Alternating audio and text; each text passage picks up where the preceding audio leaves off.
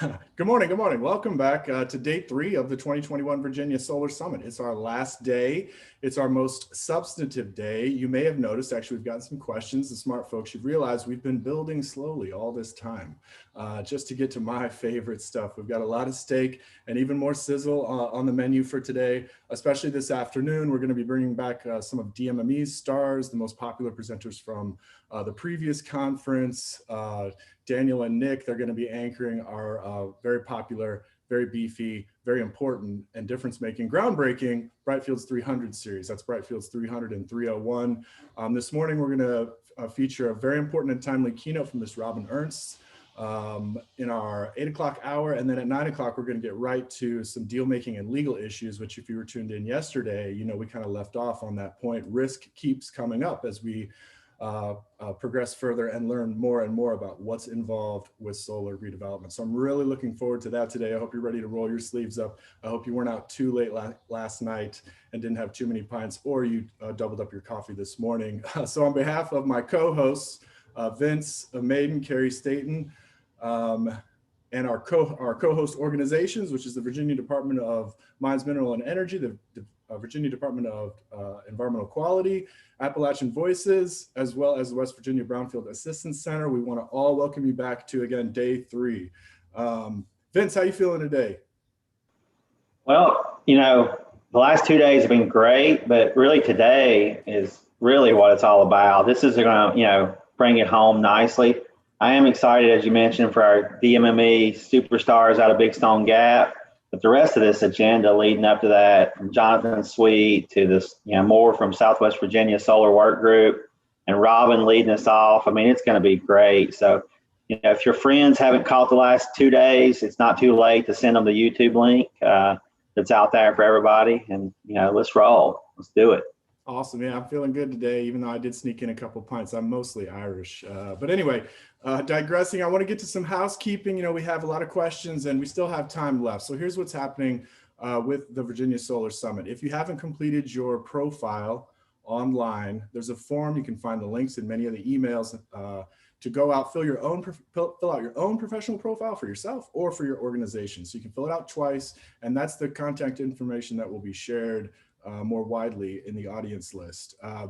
All the materials will be aggregated and shared in what we call lovingly the knowledge binder. So that's all the presentations and a lot of bonus materials from DEQ and DMME and our friends at US EPA, Repowering America's Land. There's a lot of information that you've already seen, resources, all those links are buried in that. But you have until Friday night. We ask folks to submit those materials who are eligible. Not everyone is, but your profiles will be included in that too. And your other information. So get those in, as well as your questions. So the other thing I want to draw your attention to again is the question queue. You've been dropping questions in the chat, and we're mining those, and we're building a giant kind of question compendium that some of our speakers have already answered. They're going to have an opportunity in the coming days to come back in written format and answer them again. So keep dropping questions in the chat for sessions yet today. And we're going to grab questions out of the profiler the question queue, the official question queue, which you can find online. You can file questions kind of for later if you want, or for the record. And we're still going to be announcing the winners of the best questions.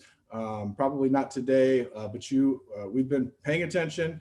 Some of you are very smart, and you'll be winning tickets to the next event in 2022, when hopefully we can get back together again, and official summit t-shirts, which we may also put on display for the first time later today. So stay tuned. There's a lot coming, both fun stuff, cute stuff, but a lot of sizzle led by, again, it's kind of DMME day. It's really a land use day.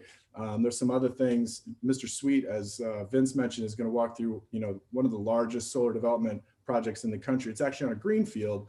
But as we know now, there's not, you know, it's all land use. And a lot of these things we have to do on a solar project no matter what. So Vince, did I miss anything in terms of housekeeping? No, I think you covered all the details. It's really important that you get if you want your information out there to go ahead and submit, as you said, the profiler. Even us government folks, it's good to give people that one-stop shopping and a knowledge binder, and make sure you get that filled out.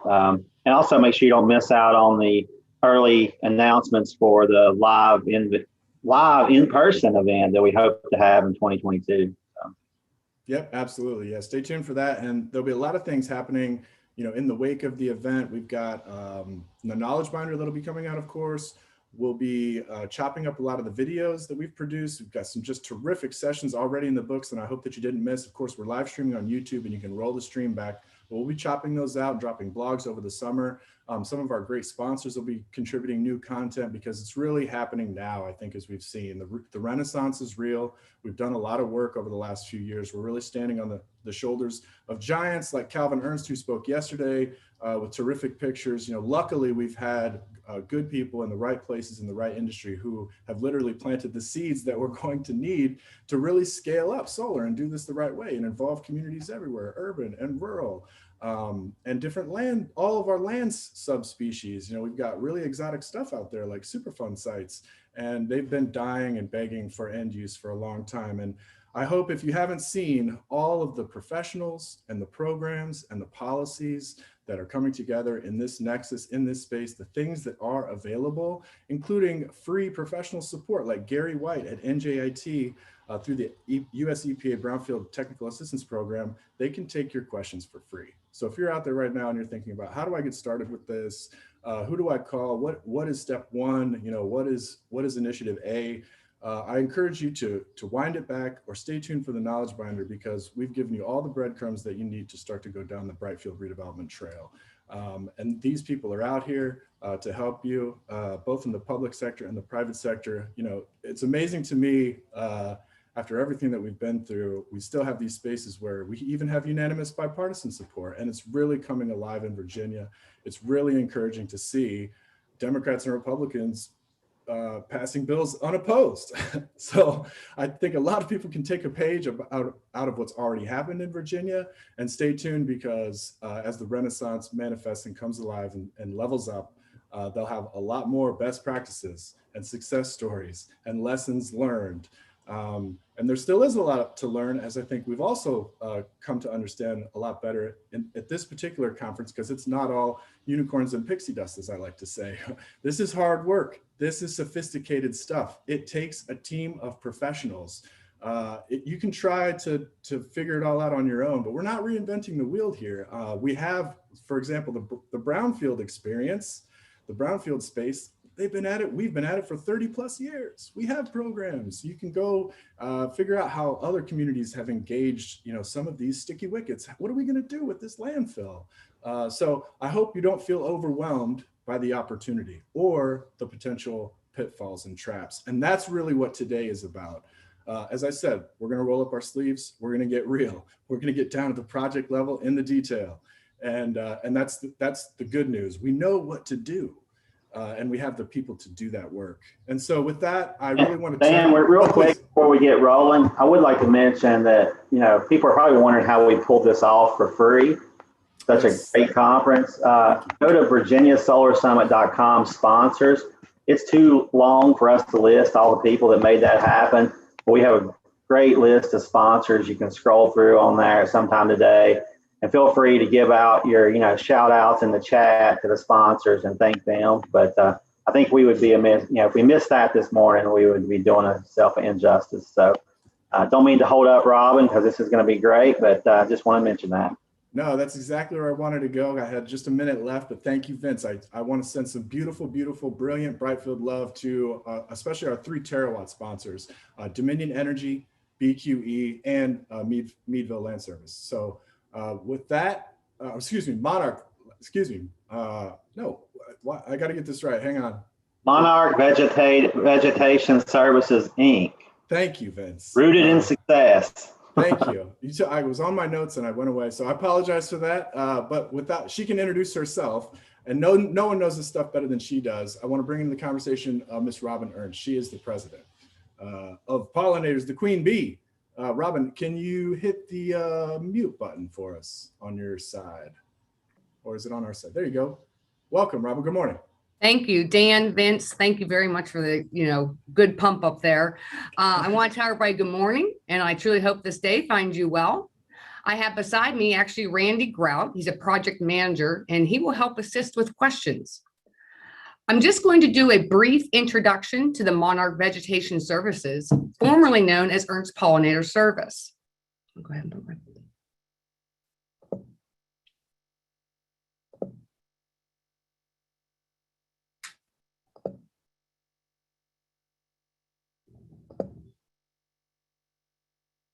Are we on? Yeah, we can still see the PowerPoint, but if you flip into presentation mode, it looks like you are. We're going full screen. Looks beautiful. And you sound good too. Thanks, Rob. Okay, sounds good.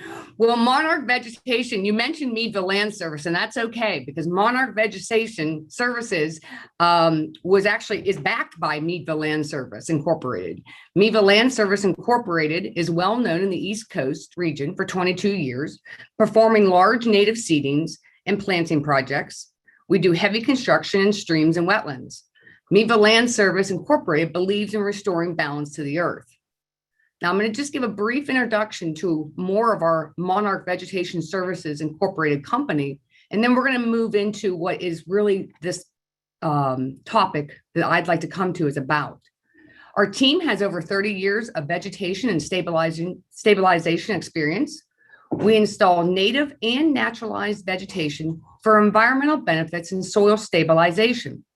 We have designed a specialized equipment and own equipment used in this line of work. Establishing natives that thrive and benefit our earth is our passion of ours, especially mine. I'm the proud daughter of Calvin Ernst, who operates, along with my brothers, the largest East Coast native seed production. My knowledge of establishing natives took me to many sites prior to starting Meadville Land Service Incorporated. I worked for Ernst Seed by instructing contractors on how to install natives.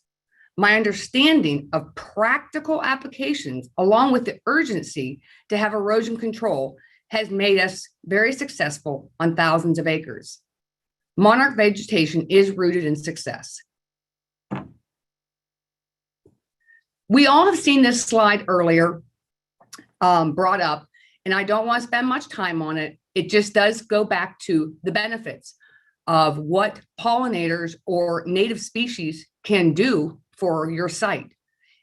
Obviously, increased pollination to nearby crops, healthy foraging habitat for the bees and butterflies, superior on-site water management, reduce soil erosion, less maintenance, less mowing, builds healthy topsoil for future land uses. We're going to talk about that again. Greater resistance to weeds and increases soil organic matter.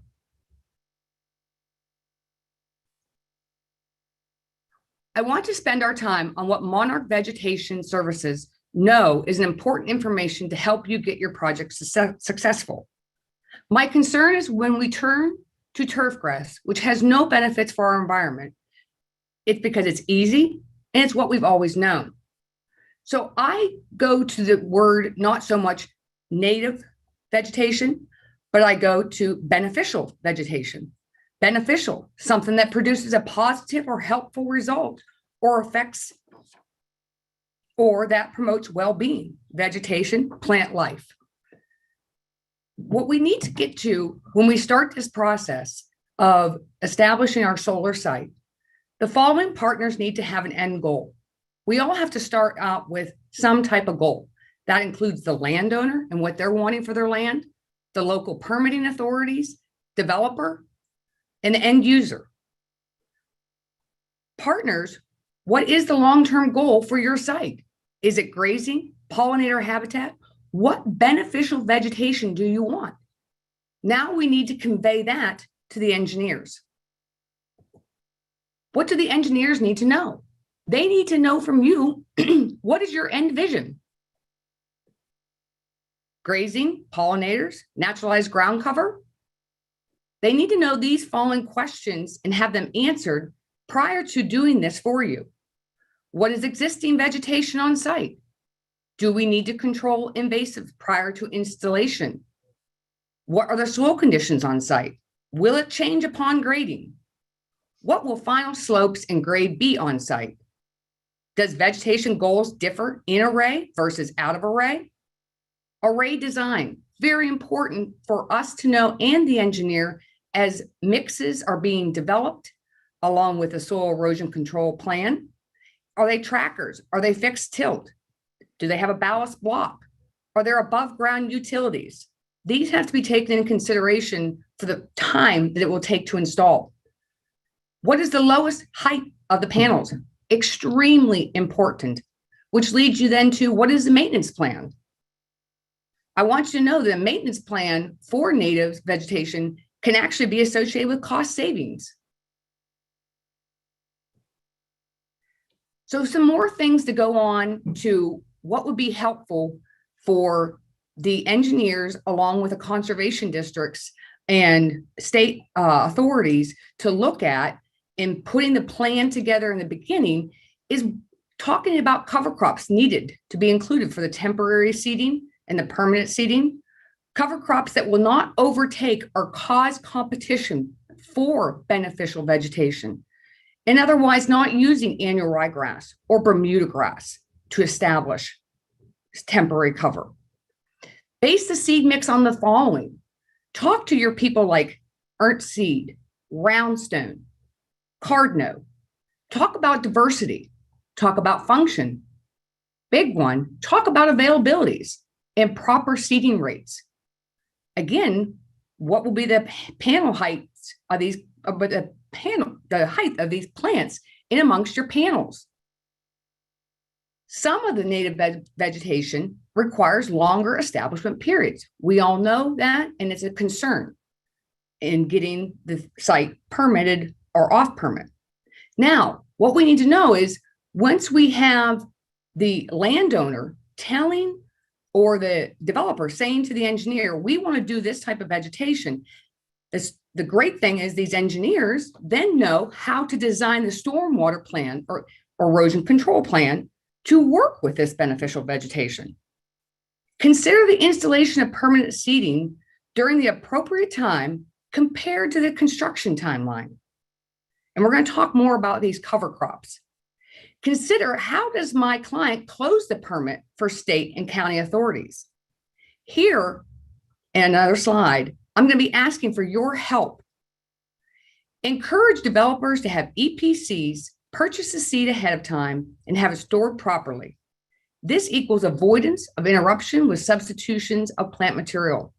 Many times we will do a submittal of what the seed mix is, but if the trigger is not pulled to buy that seed, we then start seeing it being sold to other people. Therefore, we have to make substitutions, which has to go through many hands to get approved. We can stop this by purchasing the seed ahead. This is the slide that I'm asking for your help. Virginia, through the Virginia Pollinator Smart Program, is leading a role in understanding that natives are beneficial. How do we help? And again, I'm asking for everybody's help out there. How do we help retrain state and counties who are issuing permits about this slower establishing beneficial vegetation that will supply and support sustainable growth? We are understanding some developers are wanting to successfully close their permits with specific native or naturalized vegetation, but old manuals being used call for a certain percentage, typically 90%. Natives grow in a clump form. They are not sod forming. Therefore, there is a percentage of ground that is not covered. One good thing is this ground not covered can provide actually great area for ground nesting bees. When we look at the overall watershed coming across the area, deeper roots will filtrate more than turf. Again, these are things I'd like to be able to go to the conservation districts and the state authorities so that they understand that it is not going to be green in less than 3 days, or it is not going to be a complete sod within a week. With the understanding that temporary crops and a well-designed erosion control measures must be used in your permanent establishment, beneficial vegetation can be successful. Here's my thoughts. The land that is being leased for the solar farm can have a whole approach of sustainability, provide future land later for food crops. Again, I spoke earlier about how the natives with their deeper root system can help build that soil. In time, why the site is being leased and has beneficial habitat, it's providing habitat for lost species. These lost species help produce food. When this gets taken out 25 years later, possibly, or returned over, we have quality land that we can go back to farm and have food. And we built the population up in the pollinators. 1 out of every 3 bites of food you eat in a day is a direct result of a pollinator. And I know Renee Hypes actually spoke about that also too, and I thank her. Electrical prime contractors. I don't know if we have these type of folks online, but this is a really important statement that will help you, because we're all worried sometimes about the violations that can happen while we're on site, stabilization, because we have those folks that come out and inspect, and we need to own up to what we said we would do. Here's some easy tasks. Cover crops. A great way to keep your site in compliance is the use of temporary cover crops. You'll see the list below. Cover crops can be used prior to installation of permanent seed. This can be done daily. Our thought process is you expose it and you seed it with proper cover crops. As we work in even the stream restoration business, we are constantly calling what we do is button up every day for that unexpected storm that could be coming in a couple days. Inexpensive tasks can lead to these big benefits. At 28 cents a pound, referring to the grain rye, times an average of 30 pounds per acre is $8.40 an acre of cost, plus the labor. This provides erosion control and helps suppress invasives. On the right-hand side, you'll see a 4-wheeler spreading seed. This is all that is needed, done in a safe way. You can be doing this every day. I have one of the people doing this every day to button up the site. And in 2 or 3 days, you probably could have germination. You think that, well, we're going to run it over. Okay, that's okay. But in the meanwhile, we're at least trying to stabilize. How many of us have seen water coming off these sites that is dark and then going into our streams? A couple of seeds a day keeps the violations away. That's my thought process. Electrical prime contractors. When you're looking at hiring somebody to come in and do the stabilization for permanent seed, look at these following things. 1, again, agree to procure seed material as early as possible. Verify the seeding contractor is qualified specifically in your area. I don't want to go to the Midwest or the West Coast to seed. I don't know those soils, but I know Eastern soils. Do they have the proper installation techniques for the specific beneficial vegetation you're wanting? Not just a typical hydro seeding, not just a typical broadcasting, possibly a drill seeder, possibly areas in which the soil has to be scarified to create a good seed soil contact. Have they performed prior projects? Again, are they familiar with the soil conditions? Does that seeding contractor have that proper equipment and the manpower? Also, consider installation of permanent seeding during the appropriate seeding time compared to the construction timeline. Going back to possibly using these cover crops, but the proper cover crops so that we're not causing competition for this future beneficial vegetation. This one is kind of a blunt statement. I know a lot have been concerned about, well, fescue is cheaper, or ryegrass or Bermuda grass, compared to natives, and we want to just stick with that. And again, we've talked earlier about it not being beneficial.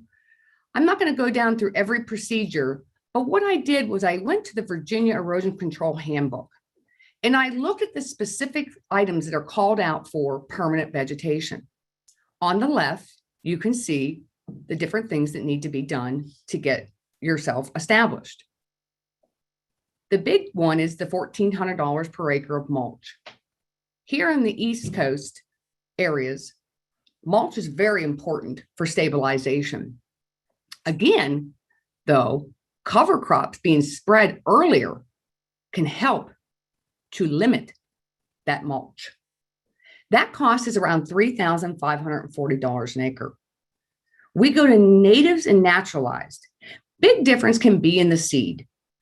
That seed, though, can vary up and down. We've seen seed mixes go higher than this based upon different scorecards. We've seen mixes go lower than this and still provide beneficial vegetation. Lime is not typically needed with natives, nor fertilizer. So that cost is taken out. Again, though, same cost is going back to the mulch.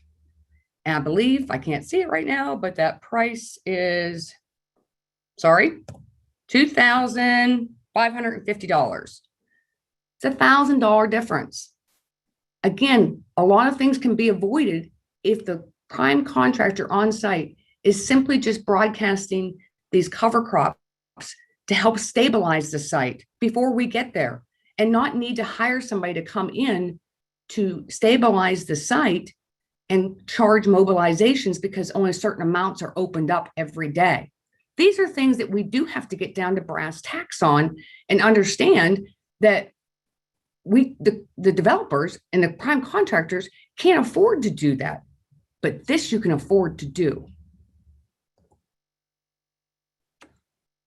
My things lead to this, and this comes from what we're seeing come across our desks as drawings, specifications, requests from developers, requests from engineers, requests from counties. Solar. Yes, it's coming. It's here. We got to have erosion control. Why can't we have beneficial vegetation? And let's all get on the same page to do that. Again, if we go back and we educate folks on and retrain folks on understanding that the vegetation that we plant that may take a little bit more time to establish, oh my goodness, the benefits that it provides for the future is unbelievable. We've talked about this. That's 101. So I want to thank everybody for having us. And this is an extreme passion of mine. And my group sitting beside me is afraid if I get off on a tangent, they'll have to kick me. But I just want to see something done. I want to see it done. Instead of talking about it, let's do it and get everybody to understand what it takes to get it done. So awesome. I guess with that, Dan, on to questions. Yeah, thank you, Robin.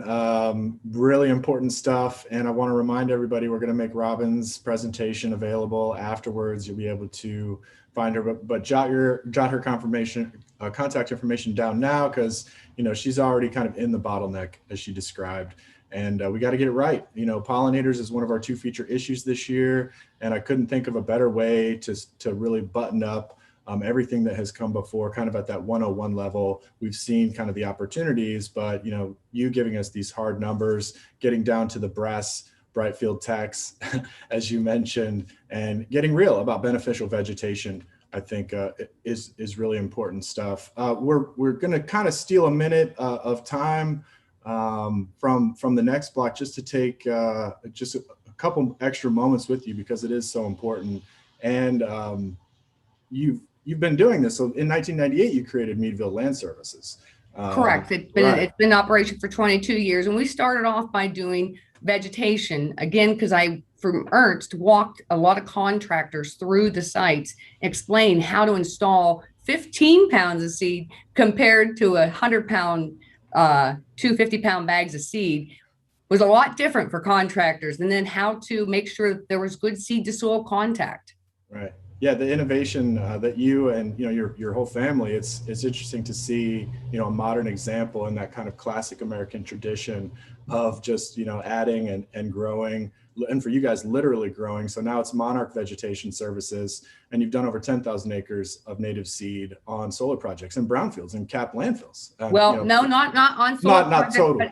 Yeah, that's your global number. I was going down the commas there: floodplains, wetlands, riparian areas. So you guys done a lot of this stuff on all the different types of land uses that our folks are likely to encounter. Oh, brownfields and landfills.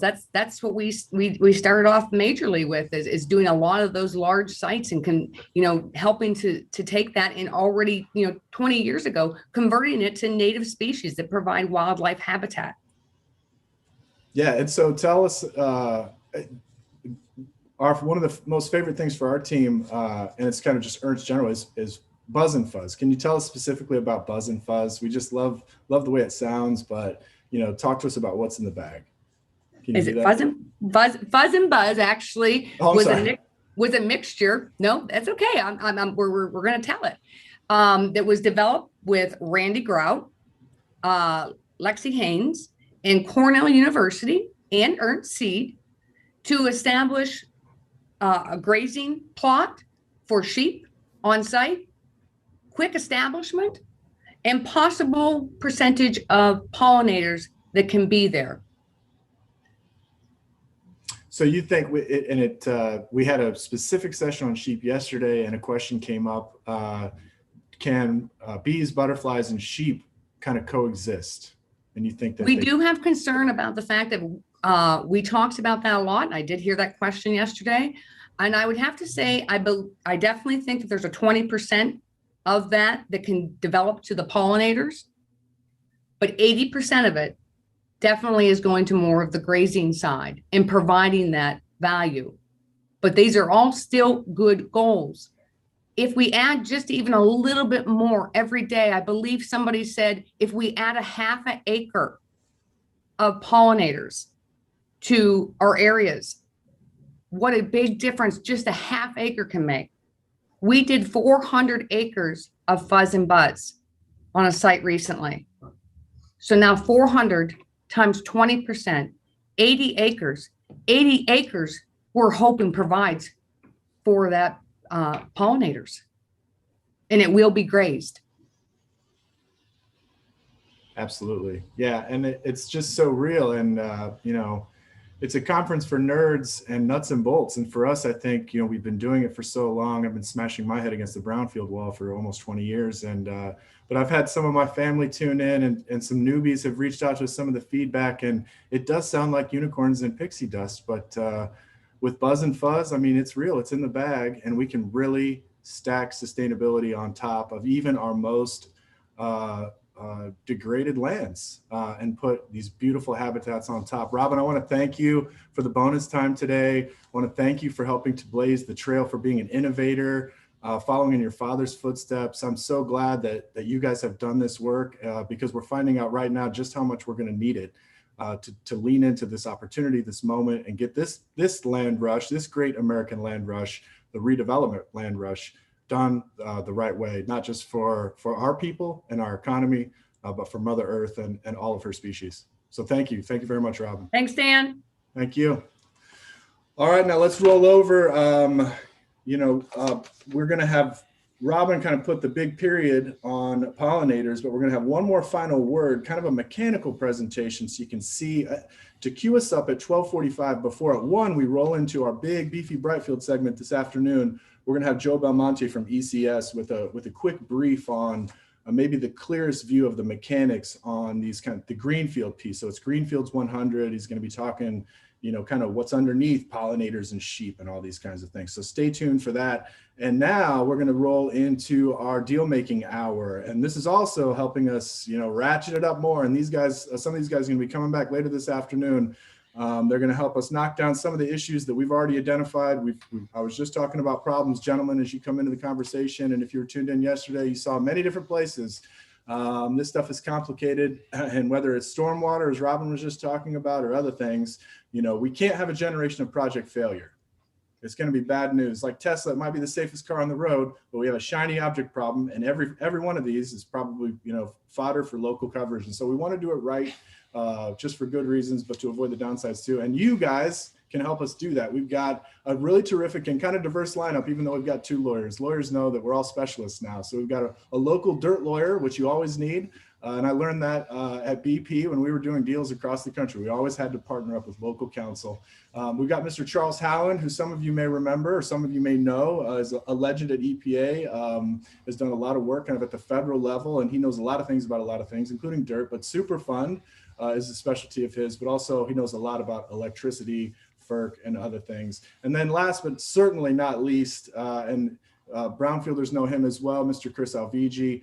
He's a legend. He can really make deals work, and I've never really seen anyone explain the sophisticated stuff, package it with insurance, and make it very, very plain and simple like Chris does. So Chris is going to anchor us today, but we're going to start with some dynamite presentations. Again, building on what Robin was just doing, really getting down to it and talking about, what are the bullets that we need to be thinking about as we proceed down these project pathways. So I've talked enough to try to tee us up, and thank you, gentlemen, we've stolen some of your time, but I want to remind everybody we'll have a soft break, I think at 10 to the hour, that we'll roll through for bonus questions and time with you guys. With that being said, Mr. Mark Berghoffen, are you there? I am. Good morning. Good morning. You sound great. I hear Chris and Charlie. How are you this morning? We're good. We're good. Awesome. Awesome. So, who wants to go first? I realize we didn't quite figure this I out. always defer to counsel. I know who's going last, but Mark, I think, are we going to start with you? I think that was the plan. Although I would be glad to go first or Mark. Either one would work. I'm fine. And Charlie, if you want to take it, that's great. Okay, give me a hard stop. What's my hard stop time? And I've already lost time. Just tell me that much. I'll give you, let's say, I don't know. See, we're really in the deal room, folks. Let's give you 13 minutes, Charlie. Okay. Can you go to 20? So, hey, 20 folks, after? Yeah. I'm Charlie Howland. 28 years at EPA. In some ways, in terms of time spent, the smallest piece on repowering, but in terms of personal satisfaction, it was the greatest. Wait, let me share my screen. You got to be able to see me. Let's see. And this is a working session. This is how we do things. I'm a retired attorney, happily retired, but dump your questions in the chat. We may not be able to get to them all. And I want to remind everybody too, that we're coming back for the biggest expert session of the entire summit at the end of the day with a big bank of experts. And we're going to answer everything that we don't answer today. And a lot of other questions are going to come up as we dial into the 300 level. And look at that beautiful slide, Charlie. Good. So actually, this one on the right is one I actually worked on at EPA. It was an easy one. It was DuPont putting its own panels on its own landfill. So financing was not an issue. What I'm going to do today, and I actually did some juggling right at the very end, because I'm also going to be on that last panel, I'm going A, and B, because some of what I normally cover has been covered really well early in the conference. I'm going to power through some stuff to get to the PPA deal-making piece. So bear with me. It's all part of the slide deck, and let's just boogie. Let me go down here. So next 4 or 5 slides, I guess sort of capture them verbally. Don't be afraid of brownfields, solar developers. Don't be afraid whether it's a brownfield as EPA defines it, which is a term of art which excludes Superfund and RCRA corrective action, the scary sites. But for my purposes today, brownfields include everything, from that site that maybe had an underground storage tank to the methyl ethyl death manufacturing company that in fact is ready for redevelopment. All of those can be great for bright fields. I think Laura and a few others sort of covered the issues that are in this slide yesterday pretty well. There are drivers and there are impediments from a policy point of view on these. Let's see. So there's a lot of these sites out there, especially when I define my universe broadly to include both the unused landfill and the 50 acres on the back of that existing manufacturing site that could be behind the meter. So the sites we're talking about can be in front of the meter or behind the meter.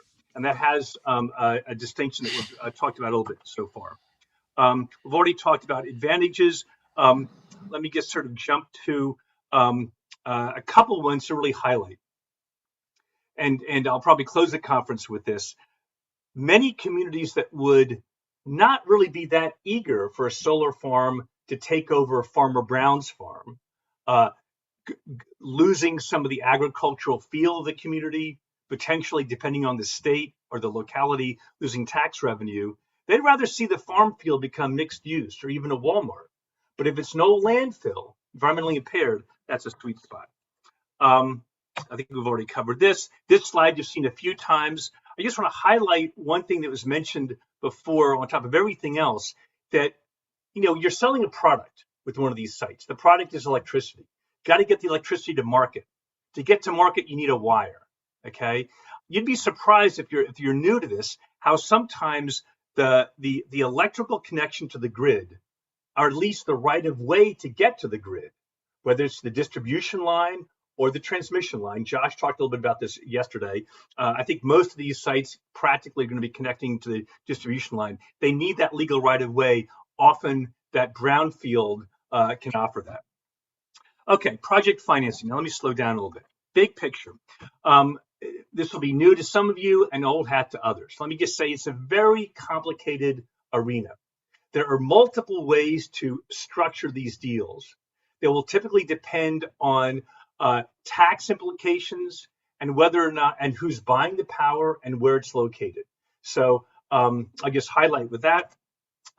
Really, I'm going to touch, in fact, let me just power through all these. I'm going to touch on some of these briefly. I'm going to count on Mark for some of the land control issues. I added at the very end some liability slides, but I'm going to focus for the rest of my time really on project structure. So let me just get to it. So what is project financing? It's basically when you're using other people's money to build something, other people that you're borrowing from, other people that you're taking investment from. In the solar world, especially, those investors are quite likely to be tax equity investors, people who want to take advantage of what I think today is still 26% investment tax credit. So you're setting up a structure, and good, I'm talking now about a specific type of deal. I'm talking about typically either in front of or behind a meter, but where someone else is supplying the capital. If you're building it yourself, many of these issues are, you're building it off your balance sheet. But typically you're using someone else's capital.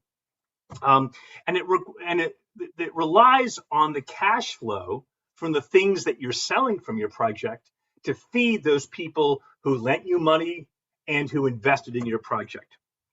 As a practical matter, and you're seeing this a lot more these days, really big capital is interested in these projects, but typically on a portfolio basis. They want to put together a number of projects to sort of allocate the risk of any one of them not happening. And it's attractive to big companies also. So there's investment companies who are interested in this as a business, but also companies who want to build for themselves, but build it off of their own balance sheet. And this project financing in the solar space really took off in the 70s and the 80s. Quick highlight here. There are practically 3 different, maybe 4 different sweet spots where, based on a number of factors, including the nature of your interconnection agreement, what Josh talked about yesterday, the nature of how big a site you can put on a distribution grid. As a practical matter, these are sort of sweet spots such that project developers are typically looking to build right at or a little bit below these sweet spots. And I'll stop with that. That's a deeper conversation, but here are the reasons why that is. It's important to understand that you've got several things to sell with one of these projects if it's big enough. Not just the energy, but also capacity, promise to be available in the future. That's an increasing issue that is supporting solar projects, and some other services. I should have mentioned I'm 28 years at EPA, now in private practice at Curtis. One of my major clients is a company called Customized Energy Solutions. Shout out to them. They are in the business of making these projects work all over the country and in Japan and India. But one of the things I've come to learn is solar with battery can be a very important source of ancillary services in PJM, in the ISOs, and that's part of your bundle of sticks. Okay, this is an important slide. You don't have to read it. The concept here is that at different points in the process timeline of your project, there's going to be different risk-benefit attributes. So strong that very often there are different people playing in each world. The developer taking a lot of risk. Got to hire Mark. Got to make Mark happy. Got to talk to Chris about insurance. But that's where nothing's in the ground yet. Okay, high risk, relative low cost. Then you get to the second phase. That's where, okay, I've got all my permits in place. I can now prove to my financing partners that I have a real project. And so the second phase is putting together the financing. And then finally, once I get it built, once I get to the commercial operation date, I've interconnected, there might be someone else now who wants no risk, just steady return of money. It's also right at the end of phase 2, when I have a real project that's going to get built. That's when tax equity comes in. Tax equity doesn't want to come in at the first stage. Who knows? Maybe it's never going to get built. Tax equity coming in right at the very end there. This slide just sort of captures all the different sort of types of risk and benefits that come off these sites. This was actually done. This was done by the Department of Treasury for international projects across the world. The same fundamental issues apply here. Typical elements. Let me just spin through this really quickly. You've got different players. Okay, functionally. Sometime if the project is small enough, or depending on the financing, one entity may in fact play more than one of these roles. But you've got different sort of roles. And again, the concept here is to have a special purpose entity that takes in funds, throws those funds off to different people, whether they're debt or equity, and you've got the project sponsor insulating itself from liability. Let's see, anything else I want to add here? We've already touched on this, but a key part of project financing for the bigger sites is a PPA. Now, Virginia is still a regulated state. You heard a lot about the Clean Energy Act yesterday and how the investor-owned utilities, Dominion and AP, they are out there with RFPs looking to enter into PPAs with folks like you, like us. Different states do it differently. I'm going to keep the focus here on Virginia. And I believe that in these RFPs, Dominion and AP are holding on to the RECs themselves. Pretty sure I got that right. In another state, there might be 2 different off-takers for the power, or multiple off-takers for the power. Capacity is typically of interest to the ISO. And of course, you need lawyers, need people and insurers like people on this panel, and a bunch of different documents need to make this happen. So big picture, I realize this is a somewhat busy slide, but the concept is depending on whether or not you're using tax equity, this can determine the type of structure. And in this land of project finance, typically you have project tax equity coming in just to basically get its tax equity return. Then the developer and the tax equity investor work out their deal as to when the tax equity investor pulls out, and the process flips to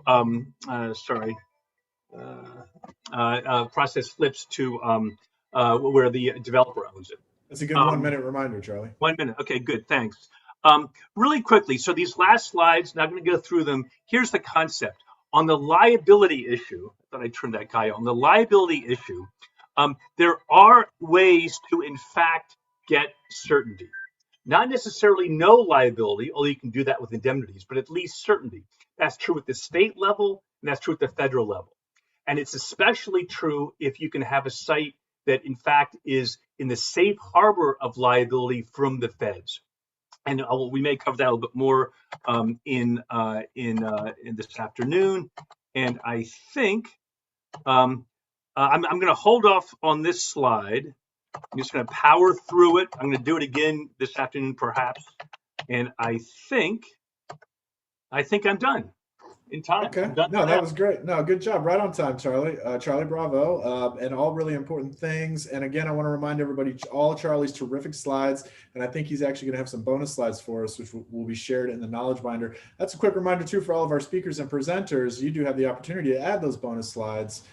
So you stay tuned, everybody. You're probably going to have some extra material, even on the presentations that you've already seen. And Charlie, that was a really great start. I appreciate the way that you briskly kind of went through the structure of that and helped set the table. I think that's a really great place actually to bring Mark in. I mean, this is how we drew it up. But Mark can help us kind of make it real. And Virginia, I mean, this is the guy who's taken, he's digging through boxes looking for old titles and taking it to the closing table. And, I've seen some, Mark, I was not involved, but kind of alongside of a deal in Illinois, a town in Southern Illinois. They were gung-ho and an early adopter, and they got all the way down to the end. And wouldn't you know, the property lines weren't where they thought that it was, and about 18 months worth of due diligence on all sides was just washed down the toilet. So I hope that's a good bridge to your remarks. First, introduce yourself and tell us, about your practice and how you see, stepping into Virginia's moment now. Sure. Thanks, Dan. And thanks, Charlie. Good morning. Mark Berghoff, and I'm a partner in the real estate department of Shulman Rogers. We're a full service law firm in the Metro Washington, D.C. area, and we represent clients across Maryland, D.C. and the Commonwealth of Virginia, as well as across the country, many of which are developing solar projects across the mid-Atlantic. So my day typically in the solar realm occurs, so when a developer comes and they want to develop, say, a 65 megawatt project, how do they go about doing that? So they need to lease or option to lease a healthy amount of acreage, and they typically acquire the substation parcel outright. And because these parcels are not contiguous or may not be contiguous to the substation, you need to negotiate easements to connect all the pieces of the puzzle together. So I'm going to speak about the unique issues in these real estate documents that are entered into in connection with utility scale solar projects. First, I'm going to talk about leases, which is the principal means by which a solar developer secures site control over land by virtue of a long-term ground lease. So how does a lease for a solar project differ from other types of leases? First, let's take a look at the term.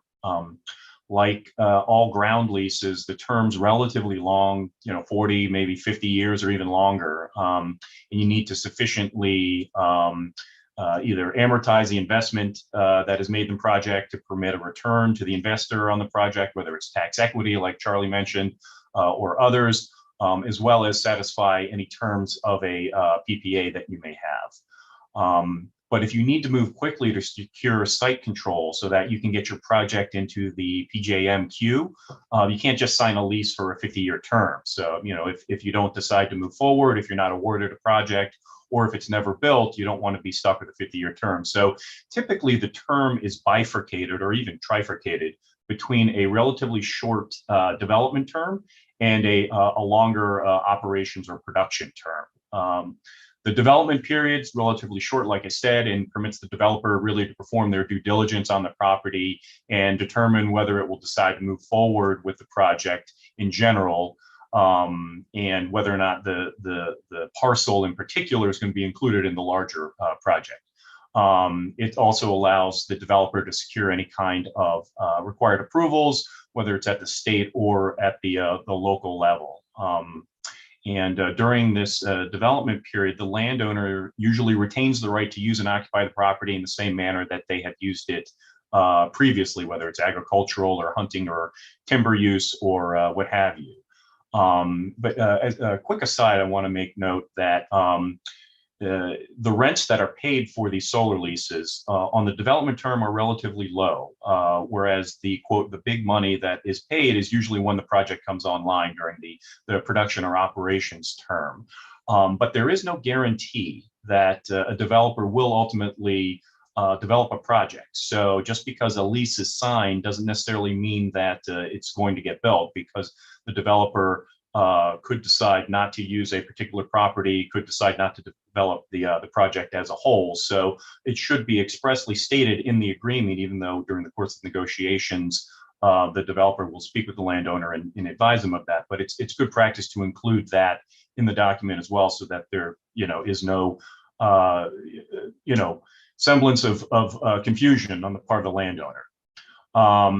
Another quick aside is that rather than having a bifurcated lease, another way to accomplish this is to have an option to lease, where the developer would engage in the same activities during the development period, during an option period, and then just exercise the option once they decide to move forward. But back to the lease, if the developer does decide to move forward with the project, then they'll start to develop and commence construction.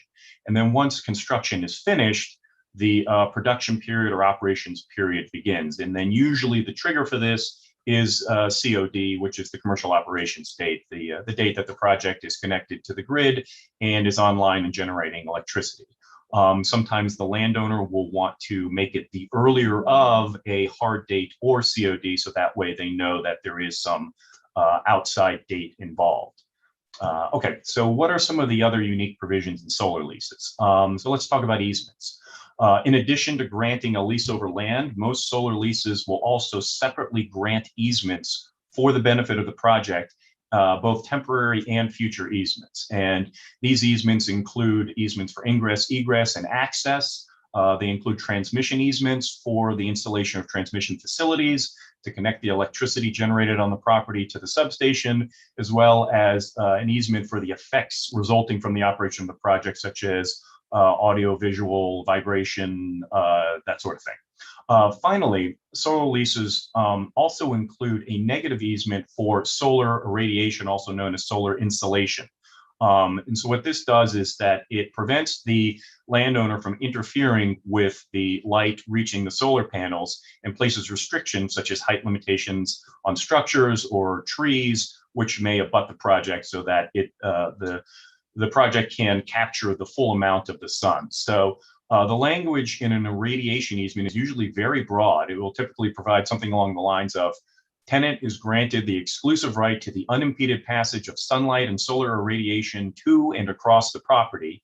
Owner covenants that neither owner nor any other person shall obstruct or interfere with such easement for the unimpeded passage of sunlight and solar irradiation throughout the entire area of the property where solar panels are or may be located, which shall consist of horizontally 360 degrees from each point within the property where solar panels are installed or may be located at any time or from time to time to the boundaries of the property and vertically through all space above the surface of the property. So it's pretty comprehensive. Poetry. And on top of that, I'm sorry, poetry. Yeah, thanks. Yeah. And then on top of that, the tenant will usually reserve the right to enforce the terms of this radiation easement through injunctive relief, meaning that they can compel the landowner to desist from engaging in certain activities that would interfere with the easement, as well as reserve self-help rights, meaning that they could cut the trees down themselves or remove buildings or what have you. The final point on easements is that tenants may reserve the right to claim future easements as needed.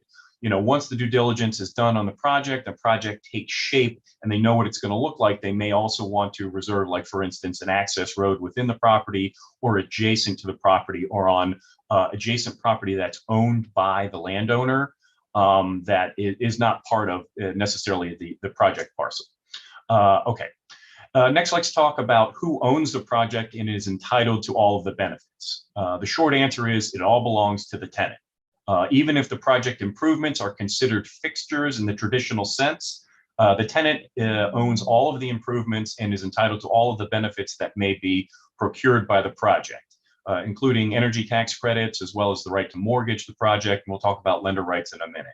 But let's talk about taxes real quick. In the typical solar lease, the landowner pays taxes on the underlying land, and the tenant usually pays taxes for the improvements and any personal property. The tenant may also pay, and typically does pay, what's known as rollback taxes or agricultural land transfer taxes, which may be imposed when the use of the property for solar purposes or non-agricultural purposes results in a loss of the agricultural assessment.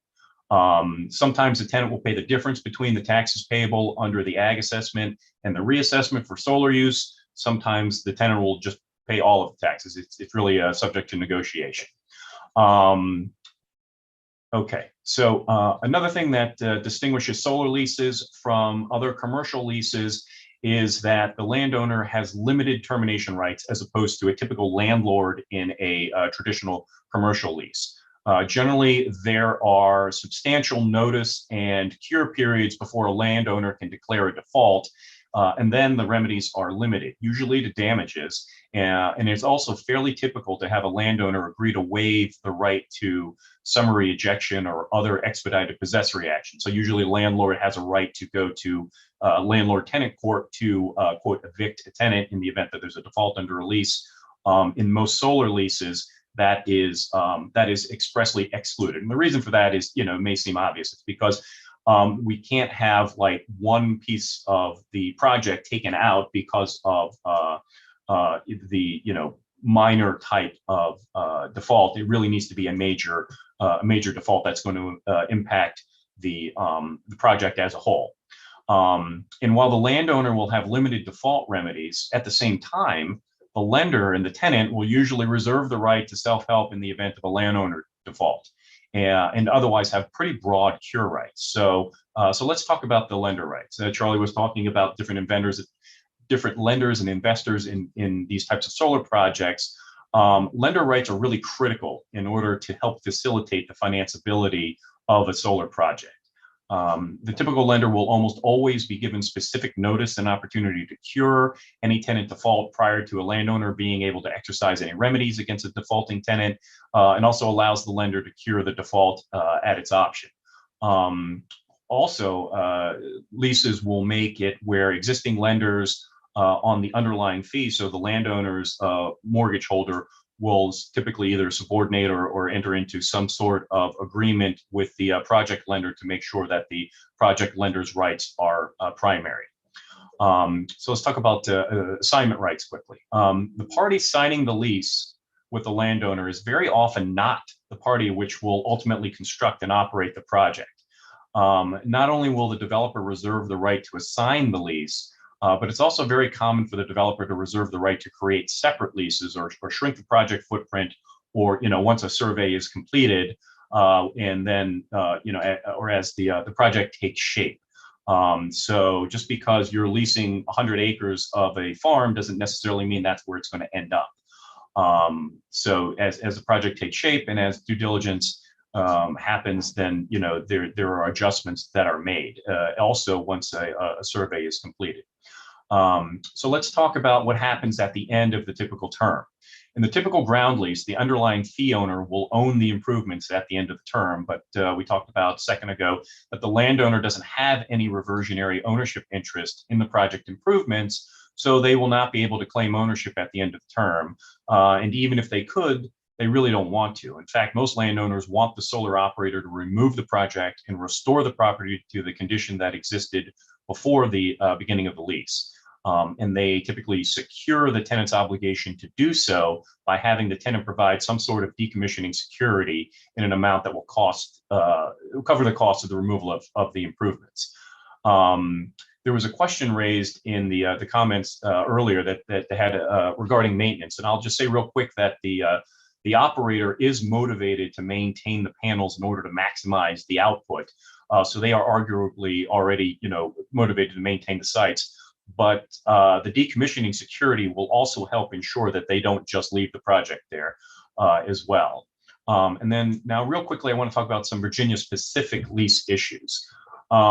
Virginia no longer requires that a lease with a term of more than 5 years be in the form of a deed pursuant to the Virginia Statute of Conveyances. And that's a big deal.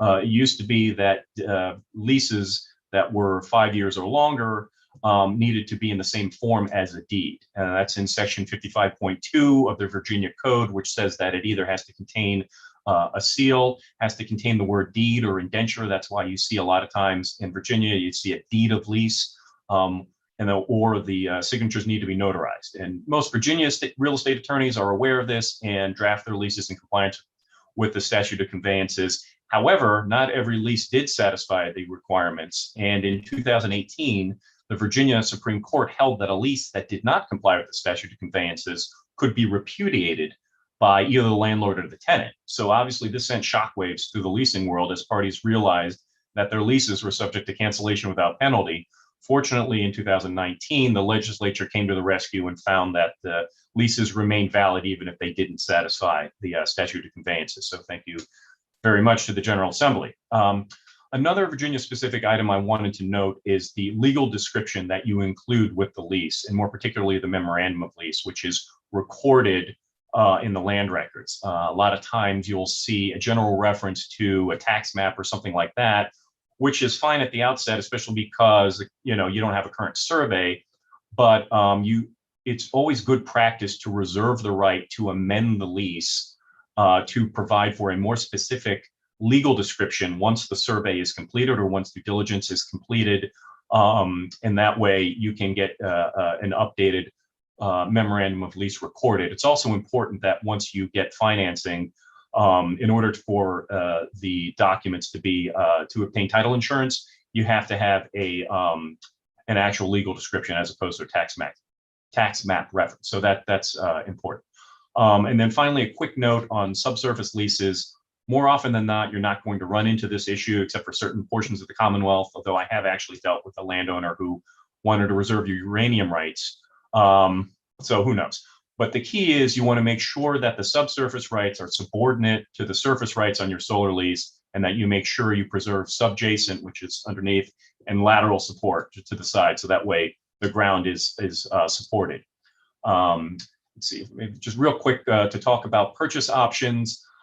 As we discussed, although site control is very often achieved by a long-term ground lease, a developer may also seek an outright purchase of the property. And rather than just doing a typical purchase agreement, they'll do an option to purchase where they'll do all of the due diligence in advance. And then once they've completed that, they will exercise the option and then go to closing. And then, the typical option will contain, for all intents and purposes, all of the provisions that you would typically find in a traditional purchase and sale agreement as well.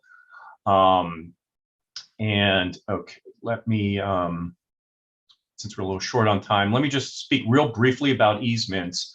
The one thing I do want to say about easements is to make sure that you define the easement purpose broad enough to capture all of the uses that you intend to use it for. We talked about easements that are within the project parcel, but if you've got 6, 10, 15, 20 parcels that aren't contiguous and you need to string them together, you need to have easements that connect them all together. And in doing so, make sure that you defined the easement purpose broadly enough to encompass all of the activities that you want to do. So if you state that the easement is merely for ingress and egress, then you can't later on expand the use of that to include transmission lines. So please keep that in mind, that you don't what's known as overburden the easement purpose. And so try to think prospectively as to all the different types of uses that you may want. I think that's really all I had for right now. So I guess we can take questions at the end, and then we can hand it over to Chris. Thanks, Mark. Yeah, that's perfect. I love dirt, baby. That's my bag. But so does Chris. And he has done this session for us in the past, and always anchors because we love to see how he wraps things together like nobody does conceptually and very practically. So, hey, Chris, how are you today? Good morning, Dan. How are you? Good morning, everybody. Good morning. Pretty well after 3 days of quite a solar festival, and then St. Patty's Day last night. And as you know, I'm mostly Irish and I have a lot of family here in Chicago. But I digress from that, my friend. Tell us what we're missing and how you wrap your arms around risk and package it up for purposes of PPAs. Absolutely. So just so everybody knows, I am a true insurance geek. I have my undergraduate and graduate degree in insurance and finance from the College of Insurance, which is now part of St. John's University School of Risk Management. I don't sell personal lines. I don't sell benefits. All I do is property and casualty. And while I love the fact that I have my master's in insurance, most of my clients only care that I could solve their environmental risk issues. So I'm the practice leader at NFP Environmental. I've been here for about 2 years now. Prior to that, I was at the big boys, Marsh and Aon, Alliant. And we're rocking and rolling. I mean, we are busy. We see a lot of institutional capital coming out there and looking for a home. A lot of solar activity. Who would have thought that in this day and age, landfills that were once a blight on society are now very valuable pieces of land that can be repurposed. And as you say, from brownfield to butterfly. And all I want to do is make sure that my clients have that big virtual bear hug when it comes to insurance, and that we take care of their stuff.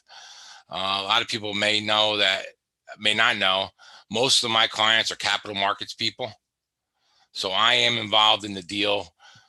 First, Charlie gets the call because it's a brownfield. Then I get the call. Chris, well, what do you think? And that starts the conversation. And we work through due diligence, go to permitting, go through construction, and then go through operations. So I'm happy to bring it all together for you and try to simplify what has become a needlessly overcomplicated conversation. Because at the end of the day, there are only two ways to fund losses, either through insurance or through retained earnings. That's it. So, Kelsey, can you put my slides up? We got you. Yes, sir. Give me just 1 second. There she is, one of the bright stars. While we vamp, Kelsey fought through COVID for us last week. She's a superstar. And I actually should mention Robin Ernst had COVID last week too. Our keynote speaker, if you can believe that. But we're all making do in the pandemic and shining nonetheless. Absolutely. Bear with us while we get your slide. I would just go back to what Charles said. I don't really think that clients can really insulate themselves from liability. I mean, there are certain protections under CERCLA, but at the end of the day, a lot of my clients are concerned that if something falls through the cracks, they want to make sure that the defense is funded, and that's why you buy insurance. And to make sure that that the insurance company is going to hire favorable counsel like Charles and Mark, and make sure that their issues get resolved properly and seamlessly. So this is me. This is my contact information. Everybody knows me. I'm pretty much out there on social media, always talking about insurance and risk. So next, these are the slides. A lot of these slides are just for information, Dan, filler, but we'll just focus on the first few. Next. It all starts with the dirt, folks. Nobody's calling me because they got a greenfield, although, what is sometimes a greenfield is not always a greenfield, because data gaps in phase ones do exist at times. So when I get involved in a deal, and this is any deal, this could be a 400,000 square foot warehouse on the New Jersey Turnpike, in Chicago, in LA, in Long Beach, anywhere. These are what deals look like from an insurance and risk perspective. LOI, soft close. A client identifies a site. Chris, we got this. We're going to do a long-term ground lease. Here, it's a cap in place. We want to put solar all around. We want a large utility scale solar contract. We may need to pierce the cap. There could be potential offsite migration issues. What do we need to know? All sorts of process. We look at the agreements. We look at the lease agreements. We look at any easements or access agreements, because there's elements of risk in those too, folks. And we want to make sure that whatever insurances that the other parties are supposed to have, they have. You can't imagine how many times when I have a client in due diligence and they have contractors on site, they're doing test borings. They haven't provided evidence of insurance. Why? It should be seamless. And many people may not know this, and we're going to speak a lot about counterparty risk today. Insurance is a counterparty risk. We don't always know if the insurance company is going to respond. We hope it does. We look at a certificate of insurance. We don't know what kind of claims activity is behind it. We don't know if there's any limits left, right? So then we go through due diligence. The deal team, no go. Does the project pencil out, right? And the cost of the insurance from a budget perspective helps. It's typically a rounding error, but it could be a very important rounding error, folks. What does the deal look like? Who are the JV partners? What kind of liability? What kind of environmental indemnification obligations flow from the parties? Oftentimes, you have a lead deal person, and they bring in a JV partner. Well, the JV partner may not want to have pre-close environmental risk. We need to know that, and we can ensure that. Who are the capital funds, capital source of funds, right? Commercial debt, folks. Debt drives insurance. If anybody tells you otherwise, they're being less than honest. Debt always drives the insurance. What is the use? Is it going to be a solar farm? Will it stay a solar farm, right? you can underwrite around that risk, because there's obviously what's clean for a solar farm may not be clean enough for residential housing, for example. How much lot coverage are we going to have, right? How are we going to address the runoff, right? We've been speaking a lot about runoff. Is that going to work? Is that going to bode well for the client? And then again, the insurance pro forma. We get the site. We know what the site is. It's a brownfield. Do we have to remediate it? Is it going to be part of the voluntary remediation program, right? Are there any incentives there? Are any grants, loans? What are the means and methods? Is it going to be a surcharge site? In the great state of New Jersey, all the sites along the Newark Bay and the Hackensack River and Passaic River, they all need to come up because they're all 8 feet or 9 feet below FEMA flood levels. Folks, there's not a lot of clean fill in New Jersey. There may be elsewhere, but there's not a lot of clean fill in New Jersey. And the problem is that if we bring fill onto a site, whether it's clean or not, it becomes our problem once that dump truck unloads it. It's insurable, folks, but it could be a very expensive mistake. Are we going to cap it in place? And what are the long-term monitoring requirements? Not only from a soil erosion standpoint, from a groundwater perspective. Groundwater issues create natural resource damage claims, which are very big in California and New York and New Jersey and Florida to a lesser extent. And then we got due diligence ends. We're ready to close, go to financial close. We need to make sure that we have premises liability coverage because now title transferred. If anybody comes on that site, we are now on risk. It could be a trespassee. It could be an invitee. It could be anybody. We are now on risk for the liability risk. Are we going to be doing site work? Then we should think, especially on a brownfield, we should be thinking about contractors' pollution liability policy because that pays for exacerbation or creation of new pollution conditions. Exacerbation is a big risk, especially on many of the sites that I work on. PLL, title transfer.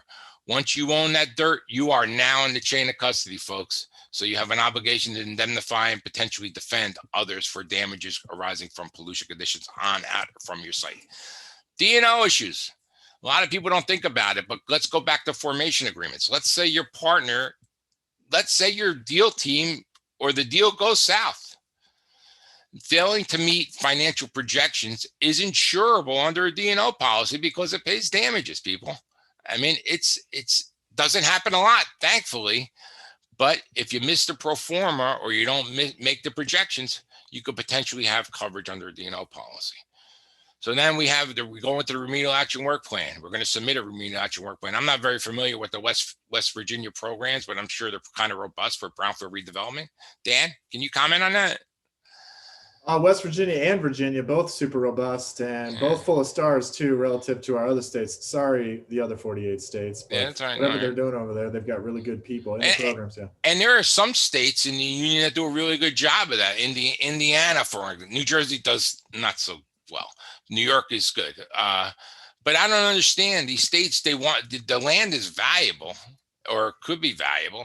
So why wouldn't we invest in bringing it back and creating ratables? Because all these states are scrambling for ratables. Doesn't seem to make a whole lot of sense to me. But what do I know? We're going to receive an NFA. You're going to go to equivalent and construction insurance. The EPC contract, the EPC. Who's going to handle the builder's risk? Who's going to insure the equipment that comes on site? And what about the liability? We have to remember that not only do we have liability while the site is getting built, but there's completed operations exposure there, folks. And that runs to New Jersey's 10 years. I think West Virginia is probably 6 or 8 years from the time you get CL, from the time you turn over the keys. And then we go vertical. Then you make sure that the insurance is in place. We start construction, and then we move to CL. Pre-close versus post-close, folks. The liabilities, they're fluid, but they're different. Make sense, Dan? Perfect sense. I've heard you give this speech many times before, but it's interesting. It's just as interesting to me every time. Wonderful. So this is the first time I've seen this picture. The hands coming out of the brownfield. Yeah. Night of the Living Dead. But you like the butterfly? Do you like the butterfly? Beautiful. Yeah. You definitely upgraded your presentations for us this time. I did. Well, I can't take much credit for that. That's our graphic arts team at NFP. I got to give them some props because it takes a team. I'm artistically challenged. We've learned that it takes a team, and that's perfect. All right, do you want to say one more thought before we roll into just kind of questions? Go ahead. No, I think that there needs to be a paradigm shift on the way people think about insurance. I think oftentimes we allow ourselves to get caught up in the commoditization of risk, and we're only looking at insurance and risk from an expense perspective. I think if we look at risk from insurance from an asset perspective, the ability to assign these policies, the ability to leverage the PLL policies and the CPL policy, the ability to get basis points relief if we use insurance as a backstop to a power purchase agreement, for example, right? The ability to satisfy the lender's needs by including them on a PLL policy and potentially getting basis points relief from that. The ability to think differently and understand that while insurance is a very small part of the equation, it is, in my opinion, the most critical part. And one thing I've really learned and embraced, that during the time of COVID, when the world goes to hell, people buy more insurance. And and it's very good for me. I mean, personally speaking, but it's think differently, folks. Don't allow yourself just to use a broker or to use an advisor that is just trying to focus on the immediate need and the most obvious want. There's far more that needs to be done when you look at, especially on project finance and utility scale solar projects. That's perfect. Thanks, Chris. It keeps coming up again and again. You got to have a team of professionals. They have to be capable and qualified to be able to do this stuff. And you got to start early. You can't wait to the big reveal at the closing table to be dropping any bombs on anybody. Absolutely. Especially with this stuff. It's the degree of difficulty is just higher, as we've seen, kind of from every layer on this solar redevelopment cake. You just can't fake the funk on this dunk. You gotta do it right from the start. And I want to underscore, as a totally disinterested third party, here too, insurance can save us. It's all, we've been seeing the effectiveness of this in brownfield redevelopment deals for many decades now. Virginia and DMME, there's a bill on the governor's desk right now to set up a kind of parallel Brightfield grant program similar to US EPA. And Virginia's already a hot solar market. So it's, they're really going to be leading in. And as they go fast and furious to scale up from here, a little bit of insurance is going to go a long way, because, mistakes are inevitable and Mother Nature is angry. As you learned after Hurricane Sandy, I appreciate the fact that you worked in the fact. After Sandy, FEMA raised the floodplain requirements, and we're looking for feet and cubic feet of clean fill. And I think that's a story that we're going to start to see play out in geographies around the country. FEMA has raised the floodplain requirements 9 times since Sandy. Whew.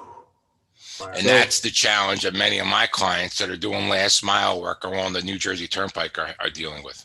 Right. So, the hopes and the opportunities are greater than ever in the Renaissance, but you know what? So are our challenges. We're going to need all this technology and all this know-how. So Mark, let me bring you back into the conversation. We had a specific question about Lease. I want to try to get to as many questions as we can, but before I do that, I want to officially announce our soft break. So if you don't want to hang on for a few questions and dive deep with these guys, you can come back later in the afternoon. We're doing the end of the day Q&A wrap, but right now we're just going to take a few questions, stand up, go get a cup of coffee, walk the dog, come back at the top of the hour, 6 minutes from now, and we're going to roll over with Mr. Jonathan Sweet, who you may know as one of Virginia's many municipal level stars, public sector stars, and they've got an incredible project they're going to turn in. Now, Mark, let me bring you back in on leases and get you this question. Do leases typically allow a landowner to back out or renegotiate payments of the long-term lease during the option period, perhaps because of changing economic conditions, for example? Yeah, thanks, Dan. And John, thanks for your question. So generally speaking, in my experience, the economics of the deal, including the rent and the production term rent, are going to be negotiated on the front end. And they'll provide for escalations over time, whether it escalates, every 5 years, every 10 years, or, year over year. But typically the economics are negotiated in advance. Very rarely, and when I not too often, although I have seen it, where the landowner did reserve the right to revisit the rent payable after a particular period in time, and it's not unlike a typical commercial lease where there's some mechanism for figuring out what fair market value is for the rent. But more often than not, in my experience, those terms are set in the at the outset. Awesome. Yeah. Thanks, Mark. Chris, a question for you coming back in on insurance and kind of getting super practical because, environmental insurance is its own kind of unique market, sometimes a dark market, and you work with market makers all the time. So the question is, how available is environmental insurance policies right now? Insurance is a great tool, but only if you can get it. Are there projects, conditions, and risks that insurance will not likely cover? To the extent that you have a brownfield redevelopment project, I spend most time focusing in on the contract rather than focusing on the dirt. And I want to understand better than what the insurance company understands the amount of risk that you're assuming. So risk ebbs and flows, right? And we will make sure that everything, all the liabilities that you assume under contract are transferred to the insurance company. To the extent they're not, you're gonna quantify that. We're gonna put that in a box. So to answer your question, that's a great question. Commercial insurance market is in complete disruption. Property, liability, excess, nightmare, cyber. But what happens is the PLL market has not seen the hardening that the other lines of insurance have yet. It's starting to retrench, in my opinion. There are 40 insurance companies or so that write PLL. I write most of my business with 5 or 6. One thing people need to realize is that Munich Re, which is the largest reinsurer in the world, writes 60% of the reinsurance for the global PLL market. So as long as Munich Re is involved, all good. If Munich Re is not involved, I got to find another hobby. But market is robust. Make sure that your broker that's placing your auto policy is probably not placing your PLL policy because they're two separate things. Right. And there's a lot, we stretch and we push the market harder than anybody to make sure that the coverage is there for, it parallels your risk in the deal. Lastly, folks, these PLL policies are assignable. They become an asset to a deal. So while you may take some pain in the beginning, you're going to realize some consideration when you go to flip the asset. So robust market, challenging market. But if you work with a knowledgeable pollution broker, there's a difference. You should have a resounding success in the market. Thanks, Chris. Appreciate that. Yeah, I mean, you can get a price, just price discovery, but you have to do your due diligence. You've got to figure it out. You've got to start to delineate and objectify, your project so you can go and get the, questions that you can bank on. Lastly, what I do is when clients come to me and they're looking at a site, I'm going to tell them what I think the insurance is going to cost and conceptually how it will be structured before I even go out to the market, because I want to make sure I control the transaction. I'm not going to trust an underwriter to tell me what they think, because honestly, who cares what they think? I'm going to lead. I'm going to lead the deal. I'm going to awesome. lead. Well, thanks, Chris. Charlie, final word to you. And I'm particularly interested, from your federal experience and the work that you're doing now, FERC and policy changes. Could you give us just a very brief perspective on the kind of electricity landscape, maybe that's top down. Yep. What can we expect? Sorry, I may hit this afternoon, but here's the key thing I want to say, which I think is important. 2222. FERC Order 2222 issued last fall requires all ISOs, RTOs, for Virginia, that's PJM, to develop plans whereby distributed resources across the board, both demand response and distributed generation, can bid into wholesale, the PJM market more clearly. The still not a lot of money to be made there. That's why net metering is more attractive typically, but you're going to see even more movement whereby there's going to be new businesses coming out there that may be interested in putting together 3 or 4 maybe smaller solar farms that wouldn't have previously been bankable, that now is of interest to FERC. Second point, location. Where you interconnect. I don't think any of the projects that we're talking about in this conference are going to interconnect on the transmission line unless they're really huge and they don't need this conference. Most of us are going to be interconnecting on the distribution line, and you have to deal with a local utility, even though you may be selling a product into the wholesale market. So stay tuned this afternoon. We may get to more of that. But bottom line is that the dividing line between distribution and transmission, between wholesale and retail, has never been sort of more amorphous, with the Supreme Court upholding the authority of FERC to open up wholesale markets to participation by folks who, in a sense, are looking like they're retail. I'll leave it at that. Thanks, Charlie. It's a perfect way to wrap, kind of a stay tuned. And we will. I want to thank Charlie, Mark, and Chris for getting up early with us and lending us their big brains, especially on some of these very tricky Brightfield issues. And I'm also happy to say that I think they're all coming back for the Q&A expert session today. Although I'm not sure about Mark, he might have had something else going on. But some of the questions we couldn't get to, we're going to try to address in today's big Q&A wrap. These guys are dialed in early. They'll be dialed in late. They're doing this stuff all the time, eating the Renaissance for breakfast, lunch, and dinner. So thank you, guys. Really appreciate it. I'm going to roll right into our next block here at the top of the hour with Mr. Jonathan Sweet, who's going to help us kind of change perspectives a little bit, pick up where we left off yesterday. Good morning, Jonathan, dialing in there from Pulaski County. How are you? Good morning, Dan. I'm well. I hope you are. I am. I'm feeling real good, even though it's 3 days of amazing solar renaissancing and St. Patty's Day last night. I'm feeling better than I should, maybe. But it's all this good stuff that's going on, but also all of the positive developments overcoming the challenges. You know, I'm an old brownfield guy, and it's all been problem solving my whole career. And even though, you know, now we have all these incredible opportunities to seize, these are still real projects. And nobody knows that better than you. We're so glad you could join us today. I know you're a super busy guy, you know, literally leading the Renaissance from the bottom up, the ground up, as we like to say here at this ground mounted solar power conference. And we've got you to really talk about, you know, one of the biggest, brightest projects, not just in Virginia, but in the whole country, certainly in the region. So I just kind of want to turn it over to you now and let you tell everybody exactly what you've been doing and how you managed to overcome, you know, your particular project pitfalls on the pathway to solar power redevelopment or development. Actually, it's a greenfield. Excuse me. Absolutely. Can you see my screen? You look good. I can still see the PowerPoint if you want to click the presenter button up there. Let's see. And you sound good too. The presenter button. It's that little kind of just to play videos. the slideshow, it looks like an old school projector screen just above the home button. Got it? One How of those about little- there? Got it. Yes, sir. All right. Beautiful. Still learning the Zoom every day.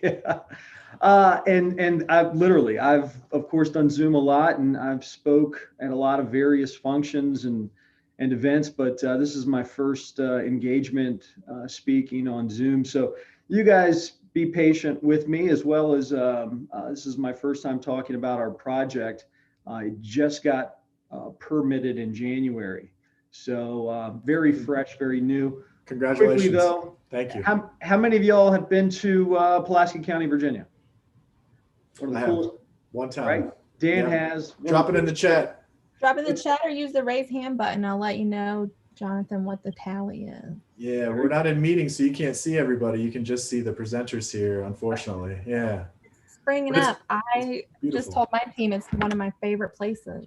I love to hear that. It's one of my favorite places as well. There's so many cool features about us, and that's what we're going to do this morning is just take a quick look, a quick glance at Pulaski County's green government vision, and then specifically our experiences with a utility scale solar project.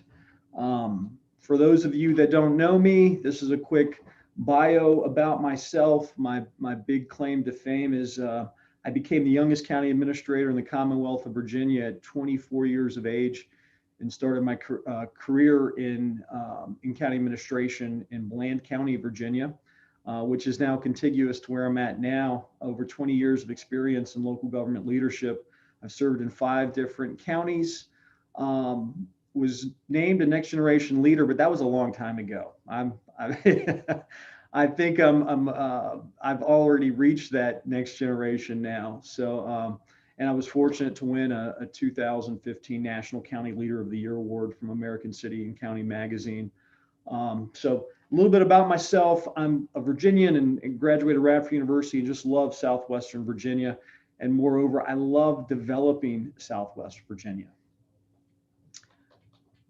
Pulaski County, we're a triple bottom line green government philosophy here. Our vision is all about our people, our environment, and of course, what makes good business sense for the county's finance as well. A brief quote from our chairman. he stated, "We truly care about our people and quality of their future, so we strive to employ balance in all we do and work hard to foster opportunities for businesses and our citizens to enjoy prosperity without compromising the health of our community, our local economy, or our environment." Truly a sustainable approach to people, environment, and finance. With that, we've taken our solar efforts to the next level. We are a Soul Smart community and one of only 3 gold standards in the Commonwealth of Virginia. We are real proud about achieving this mark. Some of our existing green energy assets that we have already in the county is the Clader Lake Dam, which is owned by Appalachian Power. It's a 75 megawatt hydro production plant, as well as a 3.6 megawatt methane conversion plant. And it's operated by a third party at a regional landfill. So we're capturing that methane gas and converting it to energy.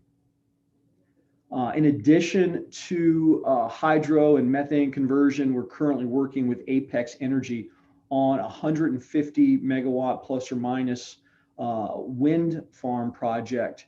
And it is to be located right on the Pulaski County, Floyd County line. We've got some studies where Floyd is the windiest county in Virginia. And so we've got a single landowner, which happens to be the Boy Scouts who are working with Apex on siting that project there. It's a single property owner. They're in the process of securing right of ways, and we've got some Met towers up testing the wind. With technology advancements, that project could get much larger than 150 megawatts. But if you think about this project, the methane conversion, the hydro, and then with a utility scale solar farm, we're going to be very diverse in renewable energy production here in the county. And that's important to us because we are Southwest Virginia's Center for International Business. We have 9 international companies here in the county, and it affects approximately 15,000 jobs downline with supply chain. Volvo Trucks is probably the most notable of our international companies. It's a Swedish company, and renewable energy and reduced carbon footprint is at the forefront of their manufacturing processes. So they are already ISO 14001 environmental certified, ISO 50001 energy standards. These are pictures of their manufacturing plant. You'll see that they've already installed solar power. They also have a wind turbine on their property as well. As of September of last year, we had 36 residential solar projects or solar systems in the county, and that equates to about 250,000 watts of solar power being produced for residential use. Just under $1.2 million worth of investment in solar by our citizens. So you can see that solar is of growing interest to our community, and our folks are making those investments. It's important that a community has a stated solar position. This is on our website. It is a letter signed by myself, and more specifically, it needs to talk about residential, but there also needs to be a focus on utility scale. The community needs to make that statement to effectively fertilize the environment for those types of projects. You can see that we want to leverage our Soul Smart designation to not only streamline solar permitting processes for our residents and commercial and industrial installations, but also you can see we want to educate ourselves and prepare our community for utility scale solar opportunities. Furthermore, we want to market our community as a solar friendly locality, and I'll talk a little bit about that, more about that here in a moment. And then you can see we actually reference our comprehensive plan, policy 1.2.11, and its support of sustainable building practices, energy efficiency, and renewable energy development. So it's a stated goal with our comp plan. All of those things tie together and come back around to formulating our vision and our approach. This is just a quick, very small snapshot of some of the resources. There's a lot on there, but this is just what I could fit on a slide. Resources for our citizens who want to access solar, and we want to make it as convenient for them as possible, but we also want to make sure we're doing a good job of educating them on what solar means and the opportunities that it bodes. In addition, on that tab on our website, it's on our homepage, we also have focus on utility scale. We want to make sure our citizens know what utility scale projects are and the benefits of them and the myths of them, and just all of the health and safety debunks that any community looking to do a utility scale solar project will come across. Our triple bottom line green government objectives are simple. They're to save our taxpayers money through true green ROIs, true triple green projects that not only are good for the environment, good for our citizens, but also help make the county some money, and particularly in the realm of economic development or new revenue streams. We want to enjoy a distinction and competitive advantage effectively from being one of the greenest energy producing communities per capita in the country. I mean, obviously the region will have that pretty easily. The state, there's no question. We think this is the third largest solar farm on the eastern seaboard. So with that, you add our hydro, you add our methane, you add apex wind to the project. Without a doubt, per capita, we could be one of the leaders in the country. And with that, we want to become a competitive site location option for the technology sectors, looking for triple green certifications for data centers, or has a strong ESG focus. So these projects effectively translate directly into investment and revenues and jobs for our community. We want to, of course, become home to more international and domestic green and environmentally aware companies, particularly in the technology, food production, distribution, advanced manufacturing sectors. We have companies right here that both domestic and international that focus on reducing their carbon footprint. But we also have companies like MOVA Technologies, who is investing in technology that helps capture carbon from fossil fuels. So we're burning that candle at both ends and the middle here in Pulaski County with not only advancing renewables, but trying to find ways of cleaning fossil sources as well. And of course, you always want to create a community understanding and pride around green investments and initiatives. You want to celebrate the good things, and a lot of times, if it's not understood, it's hard to celebrate. So it's about awareness, and we've been doing, we think, a very good job with our social media platforms, with interviews, etc., explaining the opportunities that green investments bring. And then we want to open new doors, identify new and unique opportunities we have not even fathomed yet, right? Boldly go where no community has gone before. And then it's all incumbent of us to make a meaningful difference in our respective roles as local government leaders. So that brings us to a utility scale solar development. The Board of Supervisors effectively just approved a special use permit to Hecate Energy to construct a 300 plus or minus megawatt utility scale solar farm. And this project is huge. It is almost 2,700 acres of property that an array will be placed upon. Interestingly enough, though, it's only 8 property owners. So these were patchworked together, which I think is a new construct. from 8 different property owners to cobble together the 2,700 acres. Pulaski County is well suited. The further you go west of us, the more topography and grade issues you have. The further you go east, the higher the price point on leases are. And so we really are in that sweet spot of attracting these types of projects. Again, I'll show you the map of the residential and green utility or solar systems in the county.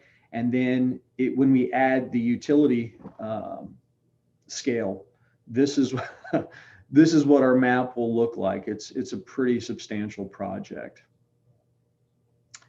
So this is the meat. Why pursue a utility scale solar project? Well, for our business retention and expansion in our economic development world, our existing international domestic industry value this and expect this. And this is going to be the new landscape, right? And if they're looking at, you've got Volvo Mack Truck as an example, they're looking at doing expansions. Is it going to happen in Macungie, or is it going to happen here in Pulaski County? When we create this much renewable energy and it fits their corporate goals, we have a higher probability of securing expansions. And then of course there's business attraction. You know, we want to differentiate ourselves to win competitive projects, and we actually have projects in our project pipeline right now who are looking for sites that meet their ESG standards and goals. So we are actually pre-marketing what we've done in utility scale solar to our prospective clients. This is also going to be a new guaranteed revenue stream to the county, which means new investment opportunities. We've been trying to figure out how to develop, for example, a new community center and other community assets. Well, this is a way to service that debt. It is a fixed guaranteed income stream that we can convert to debt and service that debt long term. And then of course have community impact and benefit. So one project can then benefit the entire community through a community center asset. Economic development to Pulaski County also means creating an environment that's conducive for citizen prosperity. So not just business and industry and traditional economic development, but all the way down to individual citizens. This project, because of the lease revenues, will have a cash infusion to our participating landowners. Those landowners are farmers, they're small business owners, they're local investors. So there's a long-term residual benefit from supporting projects like this because of those landowners who will benefit from revenues. And then the direct and ancillary jobs created during construction and the local impact it will have. We've learned through COVID, there was threats to sales tax and lodging tax, et cetera. We've had a tremendous amount of construction taking place to a $48 million middle school, a $400 million project at Volvo we announced in 2019. Phoenix Packaging just finished up their $50 million expansion. Patent Logistics is currently constructing their 350,000 square foot distribution center, et cetera, et cetera. So we've actually seen an increase in sales tax and meals tax during COVID. And we believe a lot of it is bolstered by the construction taking place. So this will effectively have 350 full-time equivalent jobs, both direct and ancillary during the construction period, which will further help to stabilize and bolster our local economy. Then of course it's a win-win-win, right? Virginia's renewable energy portfolio wins, the utility providers win, Pulaski County as a whole wins, and the private landowners who lease the property win. So that's the why.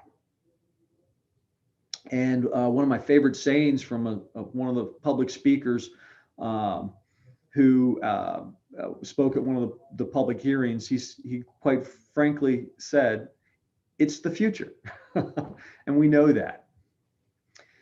So what we learned, and I think these are some good takeaways, the public misconceptions is that this is not, that they kept thinking this is a public transaction. This is actually a business to business transaction.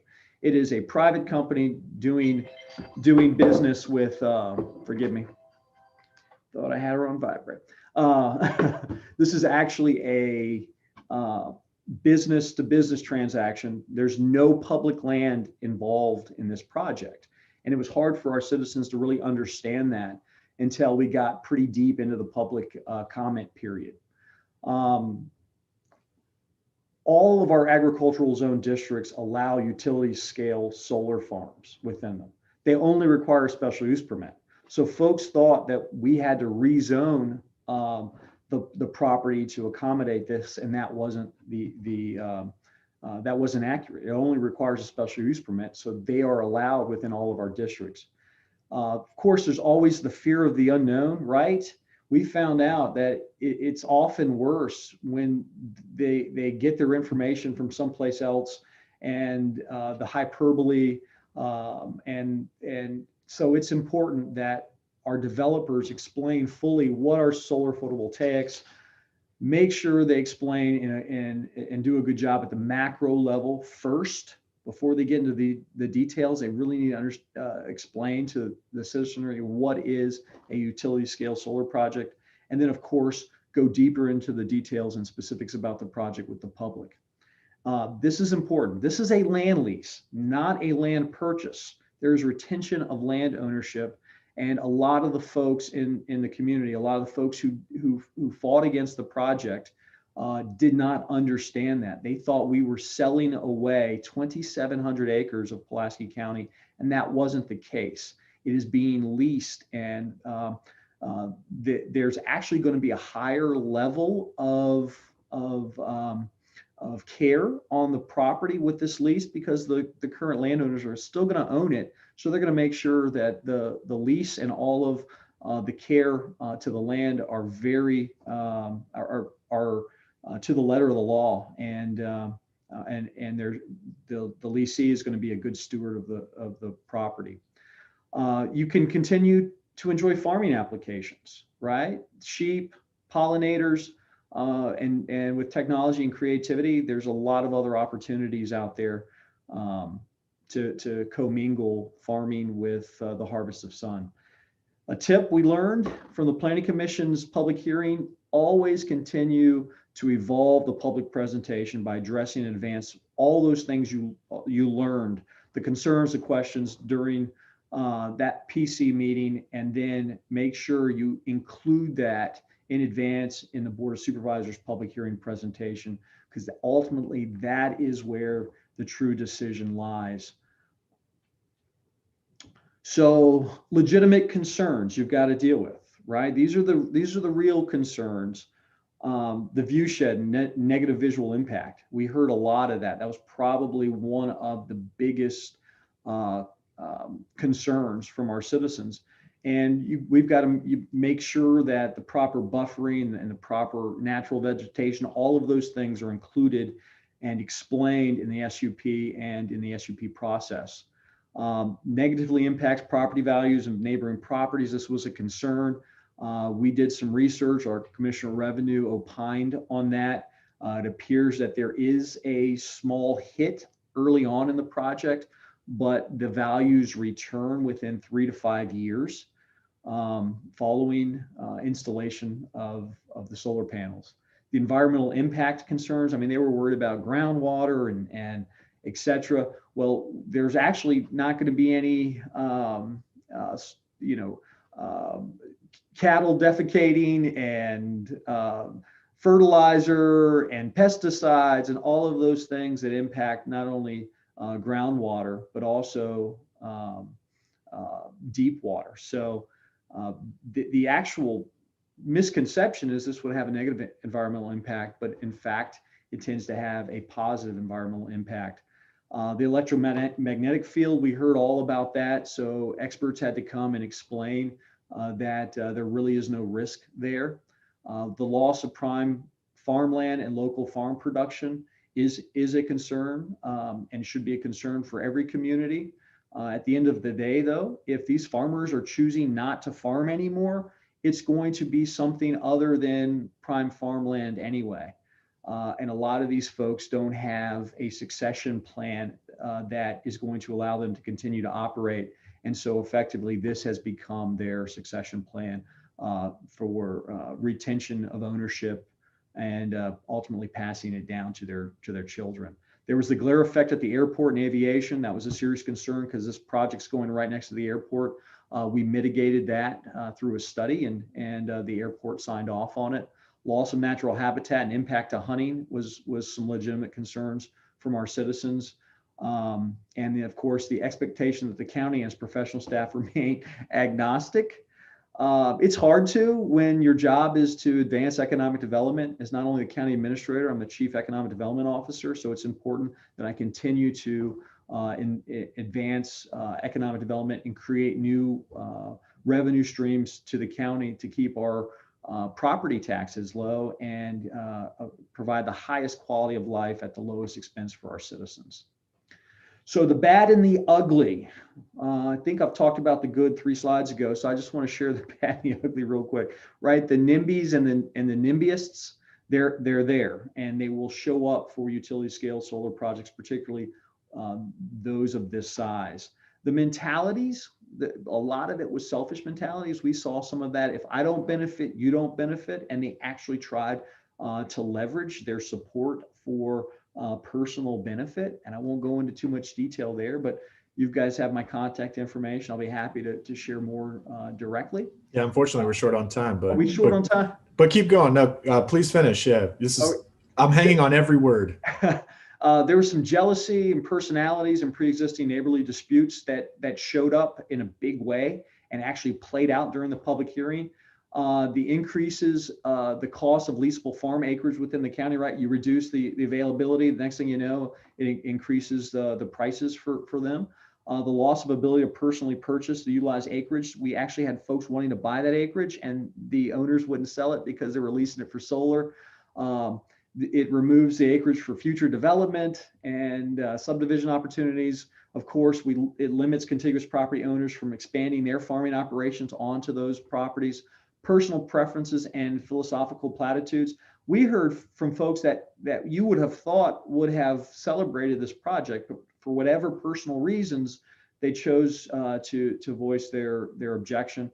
And then the conspiracy theories that Chinese were purchasing, owned Hecate and were purchasing the power. At the end of the day, Appalachian Power is going to be the ones purchasing the power. Then, of course, small ball politics, and that's a whole conversation in itself. Quick takeaways, guys. Be prepared to respond to FOIA requests. We've got the second largest FOIA request in the history of the county because of this. The Freedom of Information Sunshine Laws, holy cow, it was inundating. Be prepared for split decisions of the board and of the planning commission. Neither the planning commission or the board was unanimous in their decisions.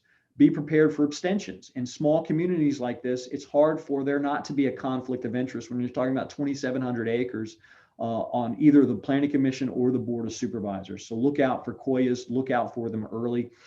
Be prepared for social media juggernauts. There was a launch of Save Pulaski County Farms. And there was this huge push on social media to shut this project down.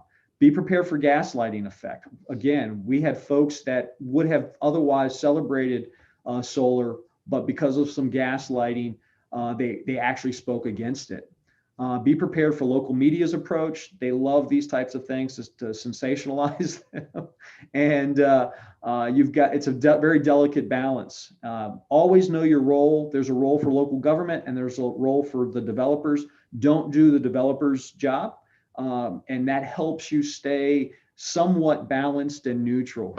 Unfortunately, if you do a project of this size, be prepared to lose some friends. Unfortunately, I did my job, and you work for the citizens who want it and the citizens who don't. And unfortunately, sometimes they take those things personal.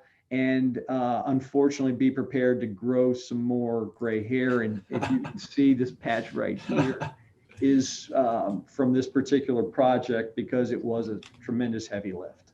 Well, thank you, Jonathan. Just total dynamite. I mean, you said it all. Yeah, congratulations on earning the most notes that I've taken from dunks and hyperbole to the economic development angle, as a competitive advantage. You managed to sneak in ESG. I wish we could dive further onto the future value of these projects.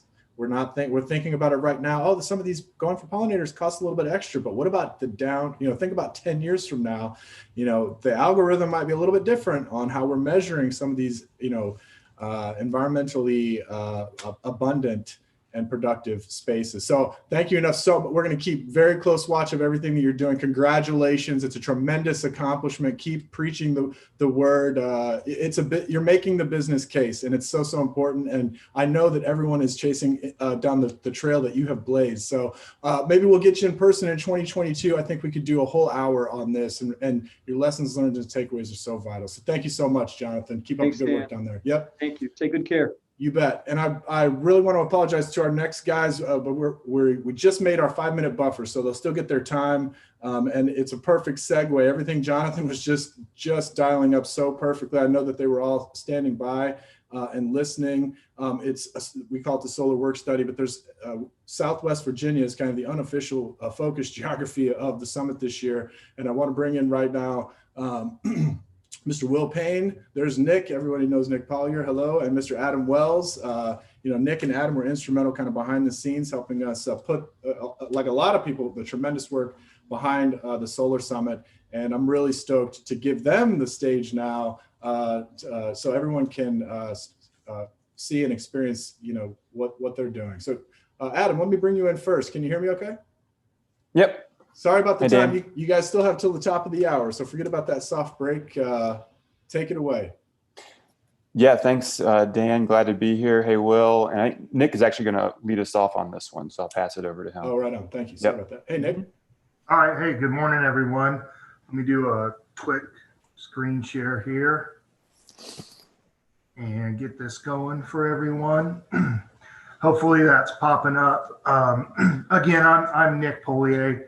I'm with DMME, and within DMME there's several divisions. I am with the Division of Energy, so I'm based out of Southwest Virginia, and going to talk a little bit about kind of all the exciting stuff that's going on in Southwest Virginia. Touch a little bit on some of Will's stuff and Adam and the work group as well. But this is a busy slide because Southwest Virginia is busy right now across the state, but there's a lot going on. And so by design, there's a lot on this slide, and you can see on here, there's a ton of partners, and some of us work directly with one another, but what's really making the ability for us to grow solar in Southwest Virginia is we're all working in parallel paths, sometimes together, sometimes not, but everyone's pushing for clean energy in Southwest Virginia and a historically coal producing area of the state. So you've heard about the solar work group here over the last couple of days. The partners are listed here on the screen, but the solar work group has really been instrumental in getting the ball rolling in several areas. Of course, you've heard about their solar roadmap and the solar playbook that were both published by the work group, but they've also issued commercial and residential RFPs. And of course, the latest announcement was the partnership with Secure Futures to deploy up to 10 megawatts across Southwest Virginia. So those are all big things. I know the work group is excited about it, but I also wanted to touch on Will Payne's organization, Invest Southwest Virginia.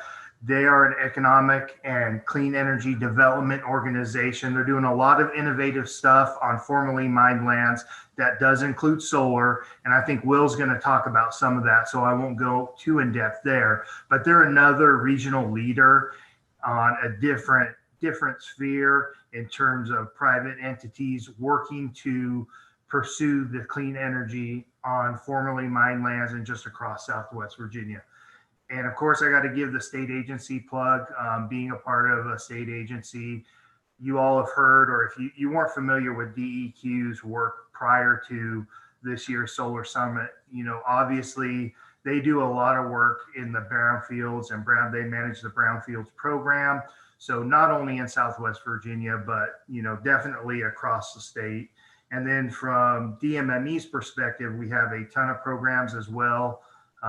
You've heard a little bit about the Abandoned Mine Land Program and the Abandoned Mine Land Pilot Program. Those are funding opportunities to help develop previously mined lands. We also have a slew of clean energy programs. Jonathan just talked a little bit about SoulSmart. DMME and the University of Virginia's Weldon Cooper Center are now technical advisors for that program. And Carrie Hearn spoke earlier in the summit. She used to be the program manager for that. She has now moved on. So that position will be filled, and we'll have another person at DMME reaching out to the localities in Southwest Virginia to try and help them with that SoulSmart initiative. And speaking of Carrie, probably, a big deal for this area is she's going to be leading the energy equity branch. And that's a huge, huge topic. It's a huge issue, especially in Southwest Virginia, as we start to tackle this just transition in this fossil fuel land here.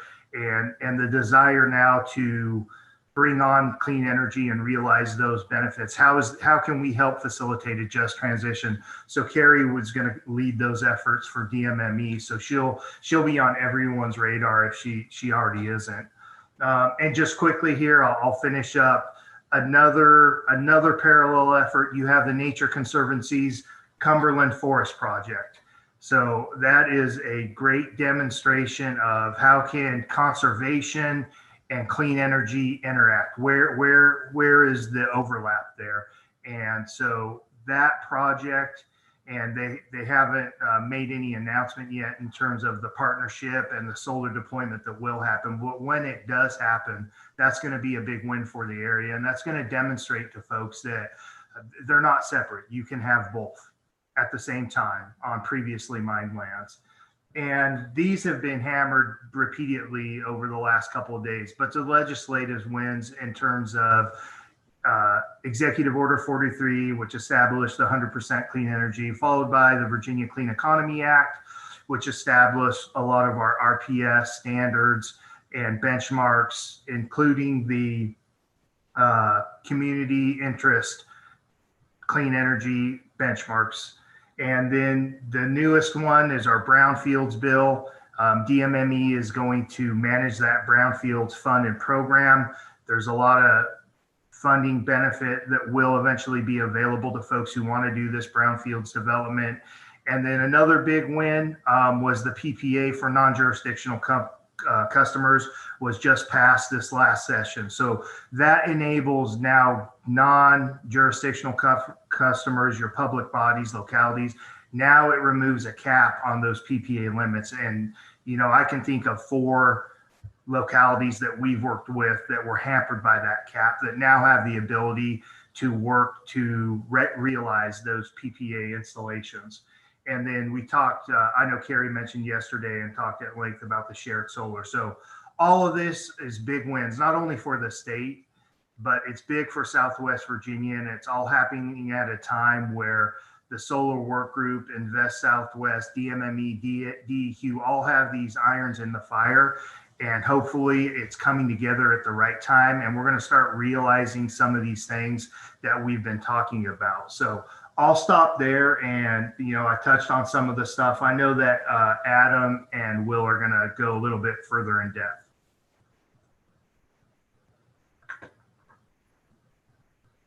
Awesome. Thanks, Nick. Yeah. Nick, if you can exit your screen share, I'll get mine up. Yeah.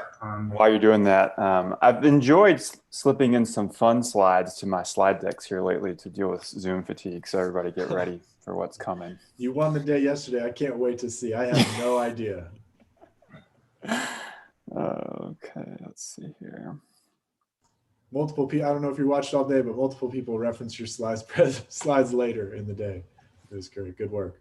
Yep. Okay. So this is like the greatest hits mashup, Solar Kitty DJ. Here we go. Like Nick said, there's a lot going on in Southwest Virginia with the Solar Work Group.